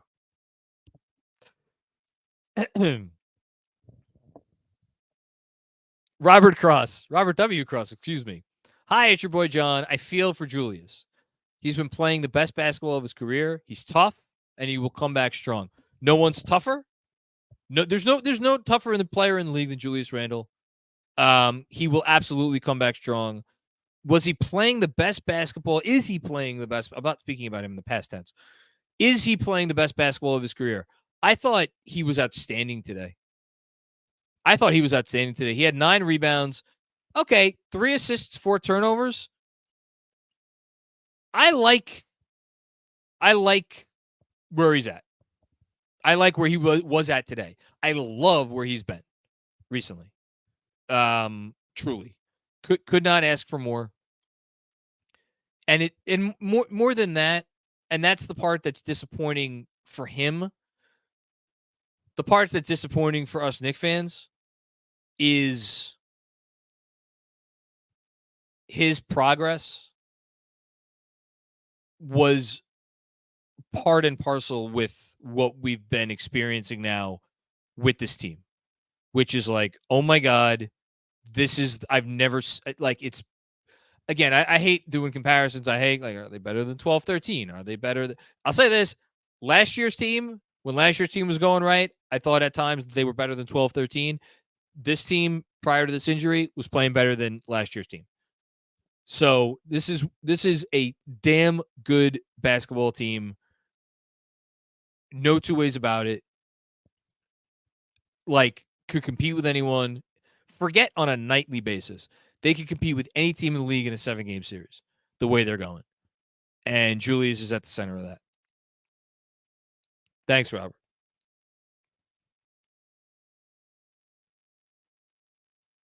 Oh, first time, another one from Robert W. Cross. First time, long time, it's your boy John. Also, can we move off of Kevin at the deadline? I'm afraid he's regressing from a low mean. How many picks and what are the quality of the picks that we would need to attach to Kevin to move him at the deadline?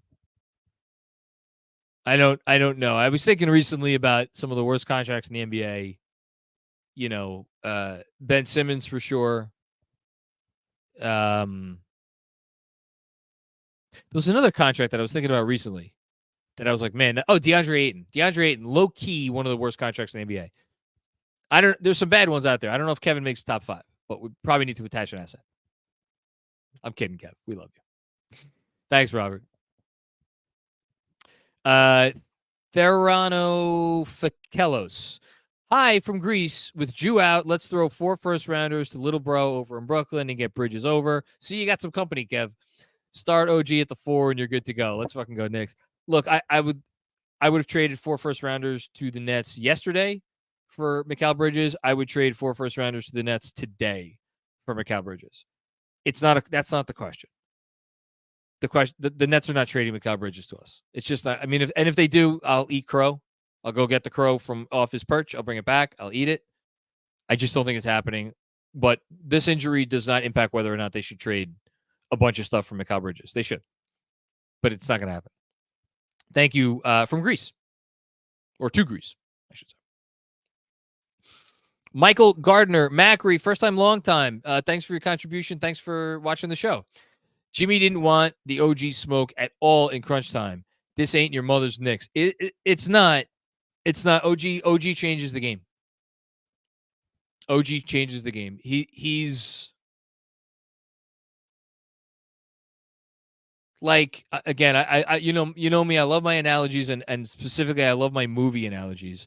I'm thinking of like a movie that had like a really good script, really good cast, like right cast for the right parts, solid up and coming. Well, Tibbs isn't an up and coming anything, but like whatever, veteran director, knows what he's doing, you know, good production design, but they were just having trouble.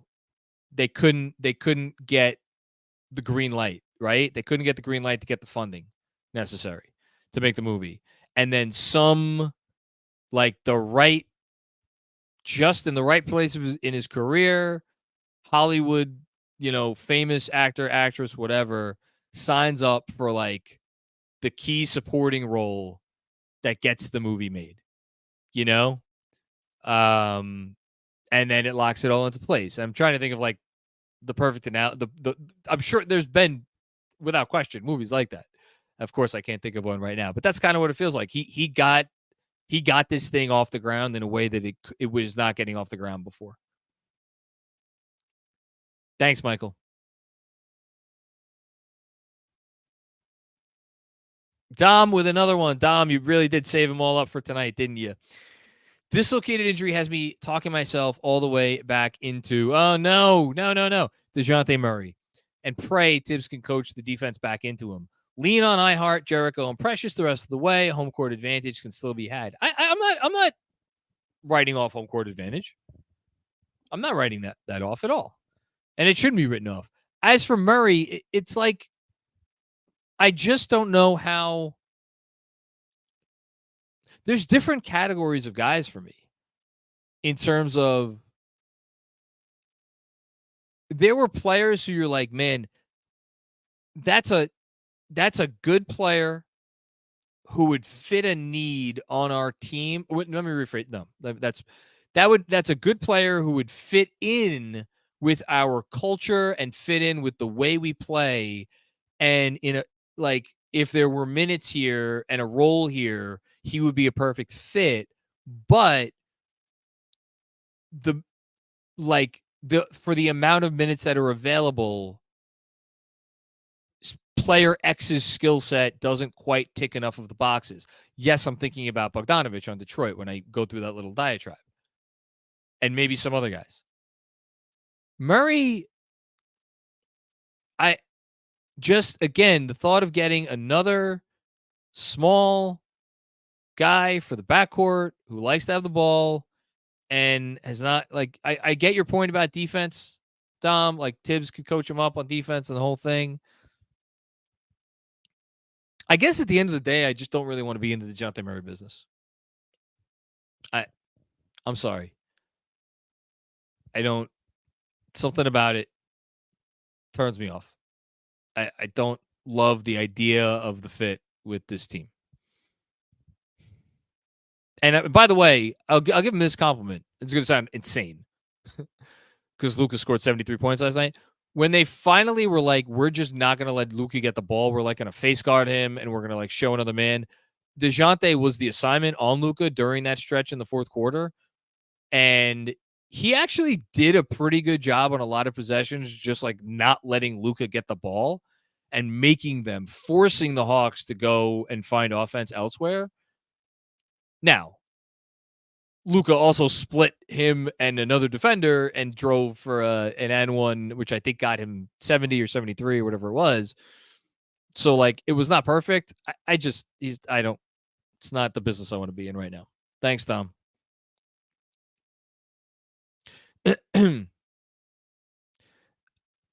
G2, my favorite Knicks podcast, simply because you curse. LOL.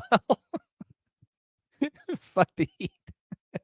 I feel bad because I've also gotten so many messages that I appreciate and feel in my core over the years from dads and some moms who've been like, man, I love the pod. Can you not curse so much? I try to listen to this stuff in the car with my son or daughter or kids or whatever.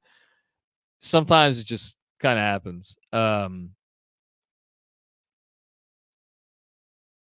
Yeah. Thanks, G2. Duran visual variant. Fournier gets a chance to improve his trade value, ? Not crazy. Not crazy. I don't see it. So if we look at their current rotation, or their current depth chart, let's look at the Knicks' current depth chart. Let's assume no trade. Oh, that's nice of ESPN. ESPN already has the red O for out next to Julius Randle's name. Thanks, guys. Really do appreciate that one. So we got, let's assume Hart starts essentially for Randle, even though everybody slides up a position. So you got McBride, Grimes, and Precious. Here are your options. 8-man rotations, option 1. Sims as your backup 4 is option 2.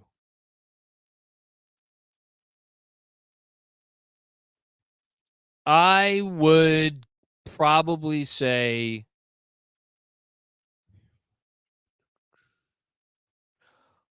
Fournier option. I'd say Fournier option 3, and yet you know who I'm looking at? I'm looking at Malachi Flynn.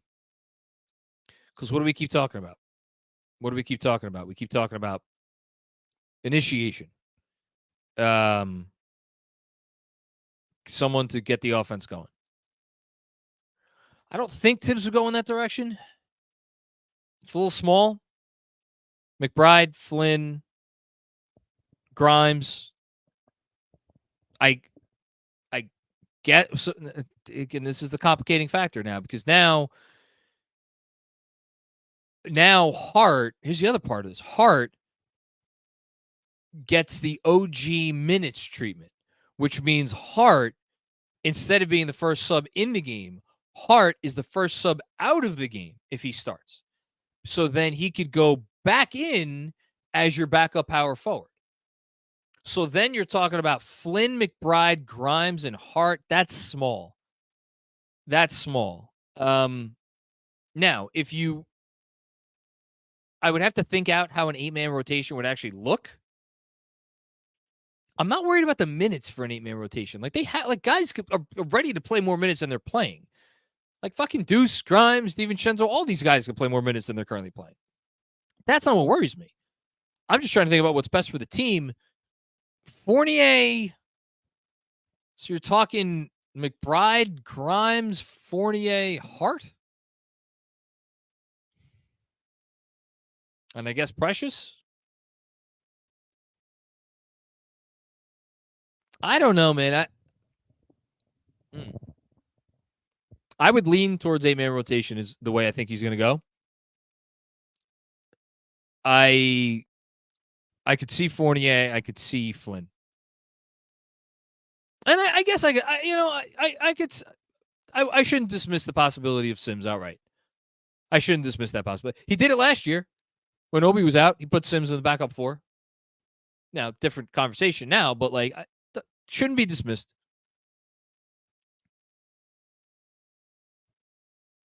Dr. Beer. I am a doctor who works at an ortho hospital. Thank you very much for chiming in. Simple dislocation, a couple weeks. If it's a torn ligament or cartilage, it could be the season. The MRI will tell.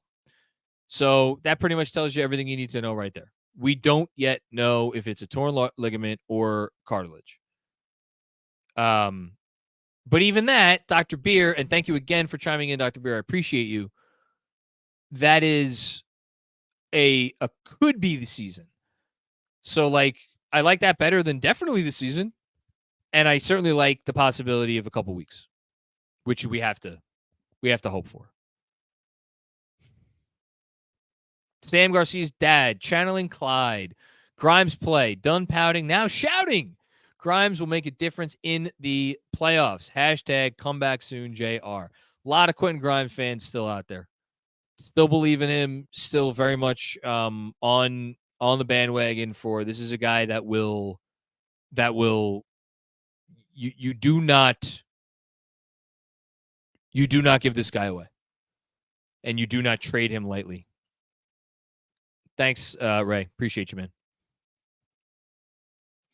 Silk Sutton. Hey, John, what with Hart starting, do you see a Jacob Toppin sighting at the bench 3 spot? I don't. I think, like, again, you got a guy on your bench making $18 million. If you're gonna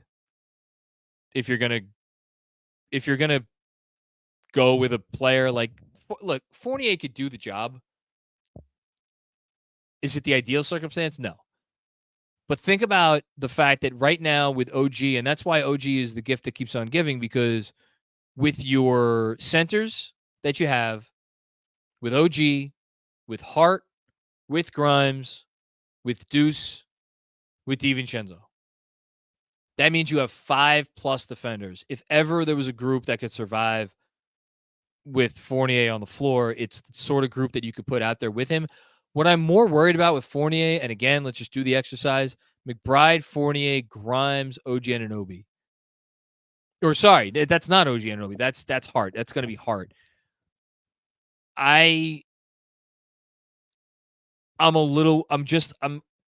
Is what you're getting, like, where's the offense? I don't want to say it like that. Where's the offense coming from? Because you got 3+ shooters out there. You got Fournier, Grimes, McBride. Who's starting the dominoes? Who's starting the dominoes with that group?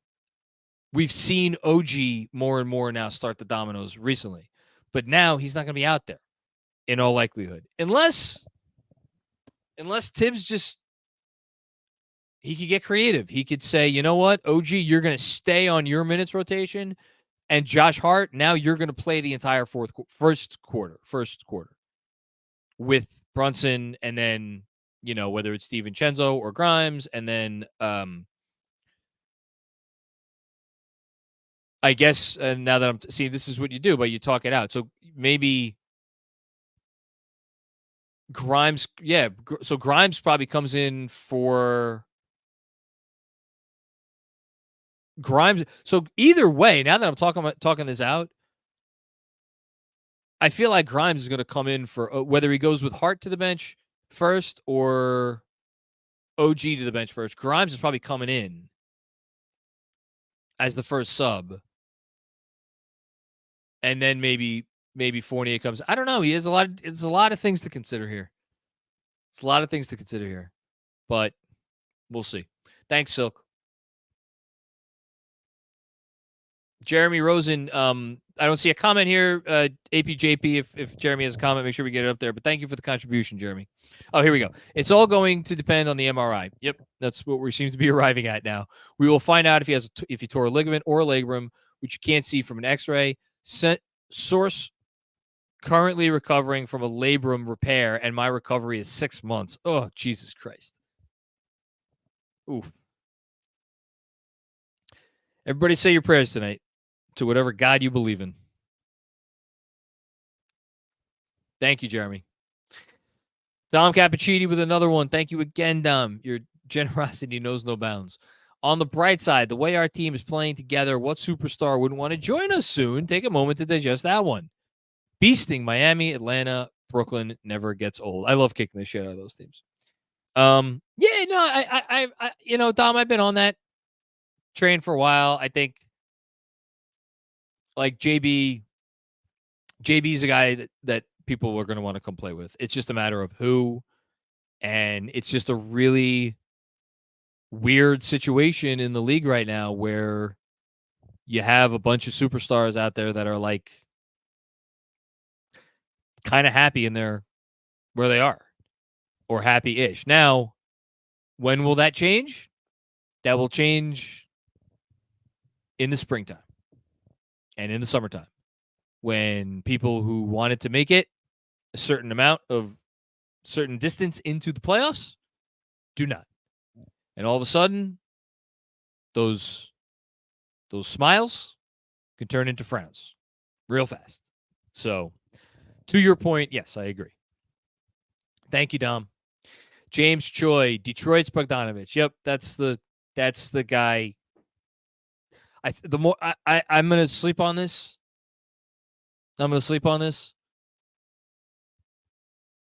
I think when you factor in everything, I think he might be the number one. Again, not that I'm not saying he's the best player they could acquire. I'm saying, given all the factors of play, he might be the guy that I would look to see what the cost is. Thank you, James. Salary works perfectly with Fournier. Perfectly.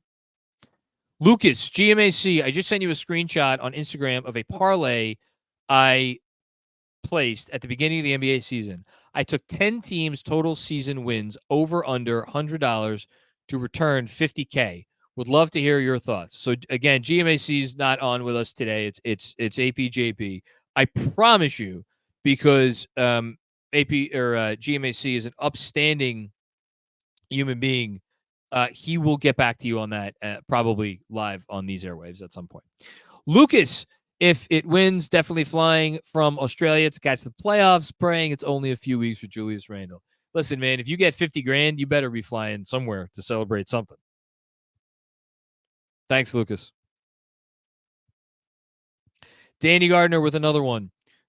As great as Embiid is and as frustrating as Randle is, being tough and available matters. Embiid is oh my goodness. Embiid is rhymes with Hoosier. Actually, it doesn't really rhyme with Hoosier. Rhymes with Boozer. And shouldn't win the MVP, in my opinion. Not a comp. I gotta tell you, I'm not Knicks Film School, neither Knicks Film School nor Jonathan Macri co-signs or endorses any of the words from Danny Gardner on the Super Chat. But like Embiid not playing today in Denver, I wonder if this race gets a little bit closer, because I don't think it's close now. I think it's Embiid's award to lose. If this race gets a little bit closer down the stretch, and if Embiid winds up missing like the full maximum 17 games, and Jokic plays the rest of the season and misses like 2 games, I wonder if there aren't going to be some voters who look at this and be like, huh.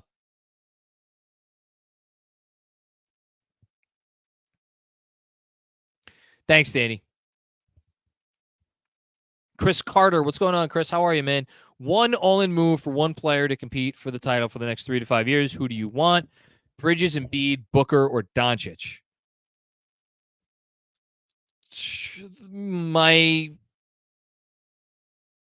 It's Doncic or Booker for me easily. I'm just making sure that it's not as obvious as I think it is. It's Doncic. Doncic is the answer. I think Doncic. I've said some very silly things about Luka Doncic over the years. Mostly, I've relegated them to our Patreon podcast. Shout out to Knicks Film School Patreon, in which I actually did a whole half-hour segment solo earlier today, centered on Luka Doncic's 73-point game last night, but also kind of focusing on the larger scoring outbursts that we've been seeing in the league this year and over the last several years. Luka is, he has a chance to be one of the 5 greatest offensive weapons in the history of the sport, if he isn't that already. So I think we've seen the pairing with Jalen Brunson work okay. So I'd vote for Luka, but Booker made me think for a second. And obviously I'd love any of those guys. Thanks, Chris. Jacob Slava, what's going on, Jacob? Wonder if we check in on Harrison Barnes. Unless the Kings are getting into seller mode, which let's do a quick check on the old Western Conference standings. The Kings are in 5th. The Kings are in 5th, but they're in a 3-way tie for 5th with the Suns and Pelicans. They're a game ahead of the Mavs, and then there's some separation between them and 9 and 10. I would be utterly shocked if the Kings traded Harrison Barnes unless they were getting a player that they thought kept them at or about the level that they are right now with Barnes. That's not Fournier. And again, it's unless Julius Randle is going to be lost for the season. If he's lost for the season, and I also I'm burying the lead here, which is that just like I said a whole thing before about how OG Anunoby is not going to be able to replace nearly what Julius Randle gives you, Harrison Barnes isn't either. To be very clear, Barnes on a contract extension he just signed pays him $17 this year, $18 next year, $19 the year after that. It's a good contract. It's fine. I don't see him being a player that they would want to hang on to after this year. So I guess that's going to be a no from me. Thanks, Justin. Jason M. OG wants $40 million per season. He can earn it with Julius Randle out. As usual, Jason gets right to the point, and he's usually correct. Time to earn you a little money. Earn a little money here, OG. It's fair. It's fair. And thank you, Jason. Darius Thomas. What's going on, Darius? Fournier, Malachi Flynn, can't be aggregated, but let's go with it. Ryan Arcidiacono, Sims, and a pick for DeRozan. You don't need to send out that much salary. He would be the starting shooting guard with Randle in the lineup, but can play small forward. He adds playoff experience and depth. I don't, because so let's say Randle comes back in 2 months. DeRozan's going to want to start. I still as much as I talked it up before. I don't think that DeMar DeRozan's ever going to be okay with coming off the bench. The guy's an all-star caliber player even now. And I hate the starting lineup. Not that I hate it. They would figure it out, but replace DiVincenzo with DeRozan. That would get confusing in the starting 5. And I just think the Knicks become a lot easier to guard. Because DiVincenzo just gives them so much. You saw it today. His spacing is it tilts the floor. It tilts the floor. So I don't know. I talk myself into a lot of things. We'll see. Thanks, Darius. El Coriano 11. John Collins for Fournier. A couple of protected firsts, Milwaukee and Dallas, and salary fillers. So the Collins thing is interesting. The Utah situation is interesting. First of all, that's not crazy. Let me just say this right now. That's not crazy. We heard reports earlier this year that were then, I don't know about disputed, but like, sorry to reference it again because I always reference it, but on the Low Post a few weeks ago, Zach actually referenced the reports from earlier in the year, which basically alluded to the fact that like the Jazz were already out on John Collins, and Zach was kind of like, yeah, I'm not sure where that came from, and I'm not sure about, I don't want to put words in his mouth, but it was something along the lines of like that. I don't know about that. And like, he's been good for them. Like the Jazz have been good, and Collins has been good, and he's done what they've asked him to do. So it's not abject insanity to think that you should, with your offense first, like power forward out, you would go and get another offense first power forward, albeit one that has a bit of a different game. The hesitation there is with the contract moving forward. So Collins is due 26.58 million next year, and then he has a player option for 26.58 million in 2025-26. Continuous soup question. Could you flip Collins again this summer? Yeah, you could flip him again this summer. I mean, the Hawks flipped him. They found someone to take him for nothing. They didn't get anything back. They got a second-round pick back. That's it. But they found someone to take him. Could you find someone to take Collins? Sure. But, like, that's not necessarily the position that the Knicks want to be operating from, is it? I don't know that they want to put themselves in a situation where it's like, man, we got to find a taker for this Collins contract. Obviously, if you get the star trade served up to you on a silver platter, then all of a sudden the Collins contract becomes a nice little thing to have. Because I think if you're a team that's trading your superstar player, you might want John Collins for 2 more years at $50 million. You know, he's an innings eater. You're not going to value him if you're that team, but like, whatever, it's fine. I don't know. It's it would be a big jump to, again, so many of the names that are coming up right now. It's like there's one conversation if Julius is out for the season, including the postseason. It's a different conversation if it's like 4 to 6 weeks. I'm guessing the report tomorrow. I'm hoping. I shouldn't say guessing. I'm hoping the report tomorrow is 4 to 6 weeks. 4 to 6 weeks is different than out for the season. Out for the season is one thing. You put a lot more names on the table. 4 to 6 weeks, I think it's different. Or 8 weeks even. Thanks, El Coriano 11. Dom the Dentist. I'll tell you what the fuck Bam did. Stick his 822, his ass, out during every screen and never get called for shit. Yes, that is what Bam did. Amen to that. He's very good at that. Nobody leads the league in sticking their ass out more than Bam Adebayo. Thanks, Tom. Matthew Stein. How about Bogdanovich from Atlanta? Okay. I think he'll cost more than the other bogey because he's younger, and because he's younger mostly, and the contract is really good. The bogey contract in Detroit, he has another year team option. The bogey in Atlanta is signed for more years at like a nice number. I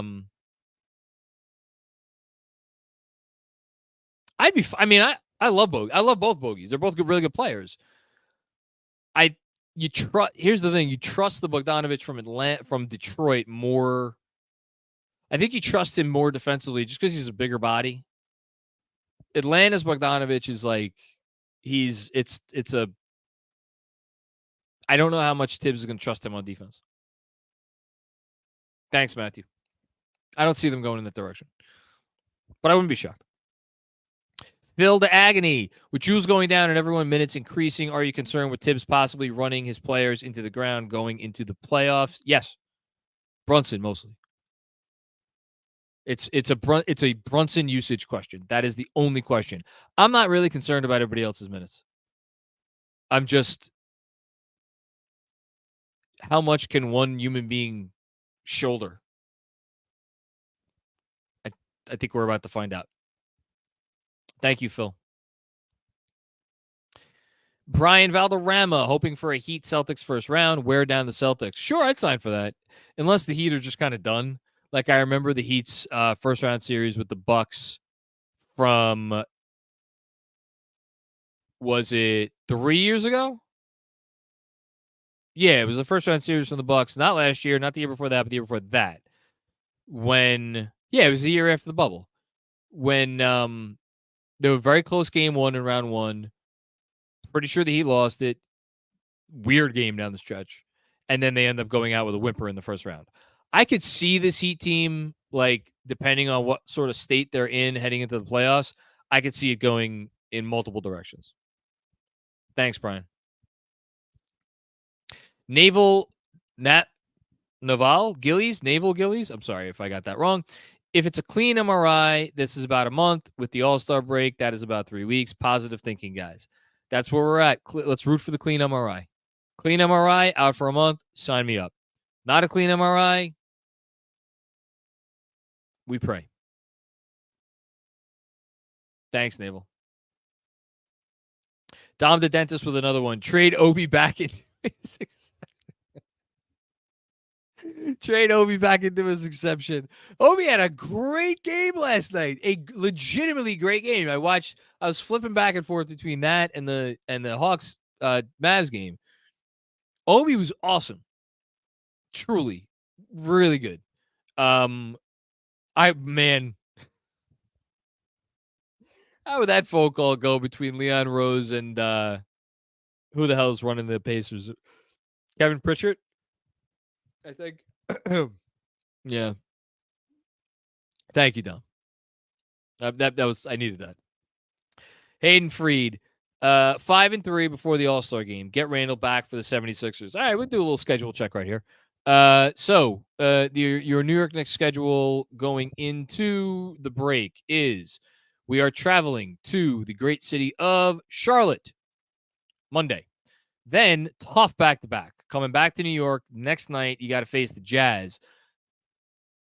And, like, for as great as Randall is on offense against the Jazz, like, I'm looking at the Jazz matchup, and I got to tell you, I'm being like, man, they get a little bit, it becomes a little bit easier to guard the Jazz probably without Julius. Moving forward from there, Indiana, Los Angeles Lakers, Memphis, Dallas, Indiana, those are all at home. So, again, to Charlotte, and then Jazz, Pacers, Lakers, Grizzlies, Mavs, Pacers. That's a 6-game homestand. So we're up to 7 games. And then at they miscount. Yeah, 7 games at Houston and then at Orlando. So you miscounted. We got 9 games before the All-Star break. And those last 2 at Houston, at Orlando will not be picnics. Assuming that we will not have Randall for any of these games, I would sign right now for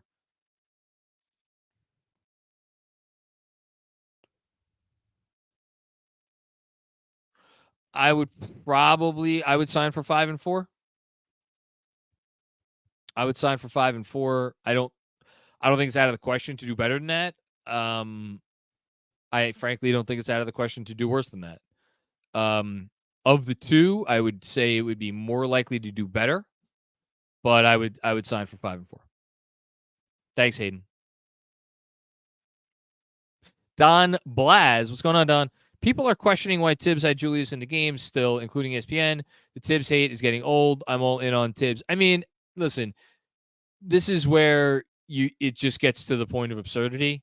It was just under 5 minutes left in the game. Like, there is not a coach. There is not a coach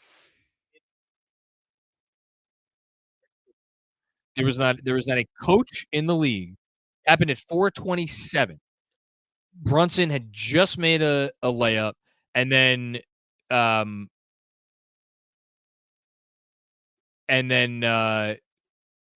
what do you call it? It's and then there was the and then Butler missed a shot, and then it was going down the other way, and Randall was trying to finish. So there's not a coach in the league that, like, is pulling his starters there in that spot Because think about it. The previous Miami basket, and there was a previous Miami basket, Bam Adebayo made a 2-point shot to make it 113-98. That's a 15-point game with 5:19 remaining. If you think that an NBA team, I don't give a fuck who it is, can't come back from a 15-point deficit with 5 minutes and 19 minutes remaining, you are nuts. So, next possession, Brunson scores. He makes a layup. So, at that point, with essentially 4 minutes and 45 seconds remaining, I'm telling you this right now. There's not a coach in the league that, because this is what you'd have to do. You'd have to intentionally foul the Heat. So you're going to intentionally foul the Heat. I don't even know how many what the foul situation was at that point in time, but like you're going to make it more likely that they get into the bonus. You're going to intentionally foul the Heat to pull your starters with 4 minutes and 45 seconds left in a 17-point game.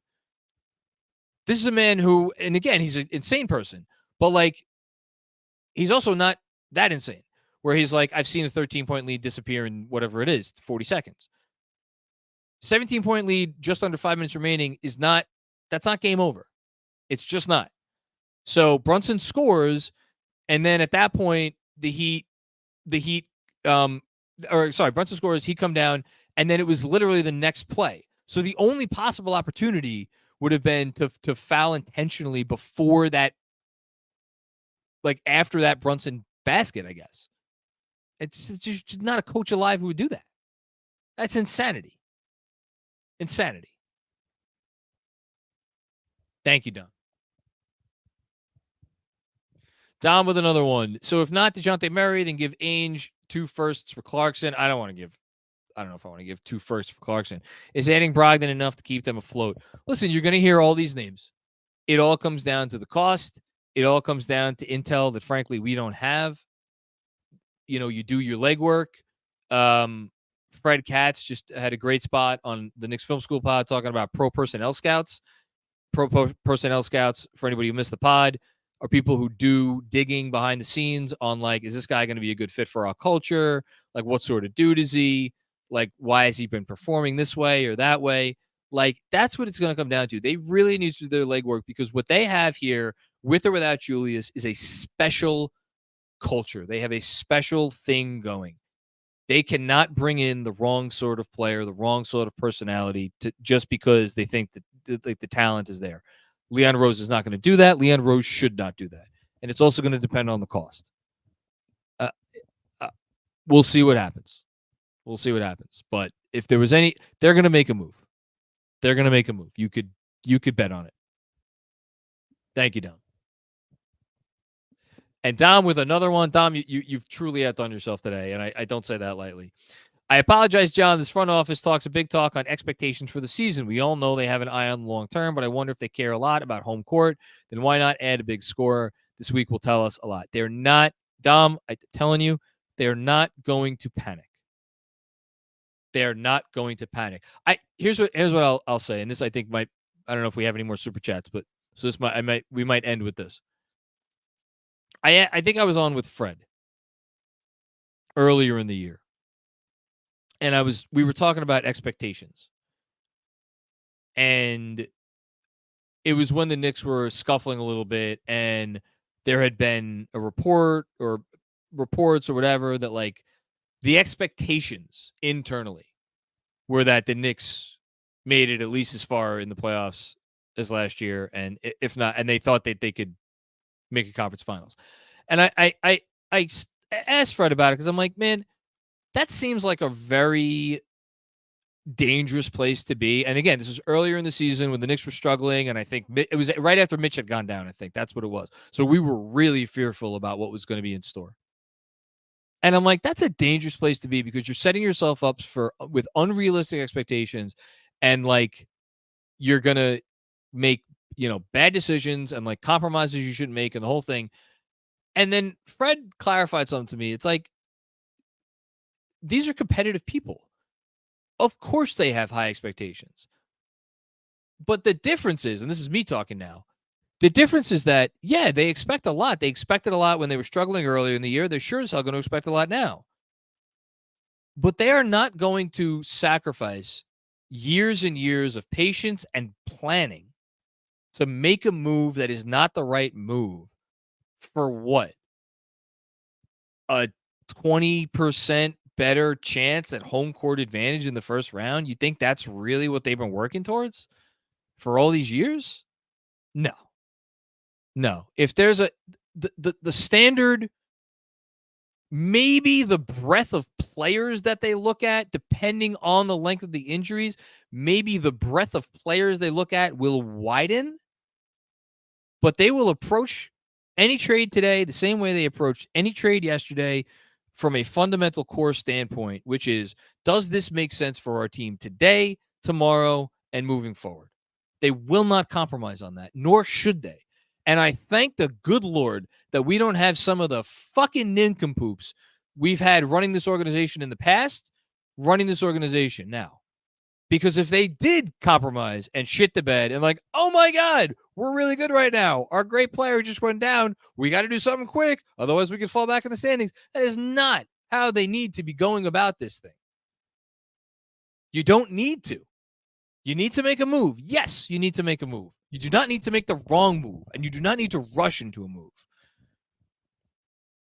So I'm putting my faith in Leon here, even if it seems like he, I mean, whatever. We'll see. We'll see what he does. I have faith, though. And Brooklyn Buddha, optimism, Randall misses time, and Brunson makes an MVP run. Well, there we go. Ending on a high note. I like it. Can Brunson, does this embolden or increase Brunson's chances of making it onto MVP ballots? Absolutely. Absolutely. 100%. Not even a question. So, yeah, that's a bonus. Silver lining, right? Okay. Oh, my. What the hell? Apparently we're not done. Gio with our most generous super chat of the night. Gio, thank you.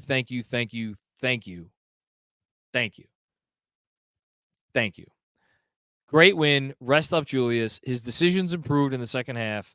He's been more adaptable this year, but didn't stick in his hands as he was looking to make the perfect pass for an assist when doubled. Trusted teammates to find the soft spot in the defense. Kudos. Thanks for the great content, KFS. Gio, I've said before, I never know what to say when we get super chats like this. I don't know what to say now other than thank you. I completely agree with your assessment of Randall. It's why today, regardless of what they do with the trade or not do, regardless of what the team does or doesn't do, is a heartbreaking day. Is a heartbreaking day for a guy who I believe is going to be an all-star. I think had a real chance at All-NBA. Has established himself as one of the best Knicks in franchise history. And think about that. Hold on. Think about that for a second. He is a leading man scorer in terms of how many points he puts up and how much he means to the offense. How many of those guys have we had on good teams over the course of the entire history of the franchise? Not many. He's one of them. He's in the midst of his best season. And he just got knocked out before the 50-game mark. People still shed tears or wistfully think about what could have been with Bernard King. Now, look, I'm not saying Julius is Bernard King, but like especially since the severity of that injury, it took him out 2 more years. But like Bernard King went and he followed up a season in which he finished second in MVP, and he followed it up with an even better year, albeit for a crappy Knicks team, and he was knocked out 2/3 of the way through the year. And, it changed the course of Knicks history. This is not that, but like we still think about that 40 years later or whatever it is, 35 years later. It's Reed. People still talk about Reed. Like Reed got so banged up, and like Reed missed a lot of games over the latter portion of his career. Like this guy has been a horse. He's been an Iron Man. He's done everything and then some for the organization that they've asked of him to do and more. So really do hope he's okay. I just hope he's okay. Thank you, Gio. Appreciate that. Thank you. And Dom the dentist, can we have a Dom section at the watch party? You get your own corner, Dom. You get your own corner. Nobody puts baby in the corner, but we do put Dom in the corner. Okay. That's it. Thanks, everybody. This was a whirlwind. I hope I guided us through it okay. I apologize if I was a little bit all over the place. But a lot to process. A lot to process. So I hope that we get good news tomorrow. Follow Knicks Film School for obvious, news and alerts and all that. And yeah, thank you everybody for the incredible generosity. Please like the video, subscribe to the channel if you haven't already done so. And if you're listening on the podcast, 5-star rating and the review and the whole thing. Thank you, APJP, phenomenal job. Thank you, GMAC, for behind the scenes. And thanks to all of you. And we'll talk to you soon.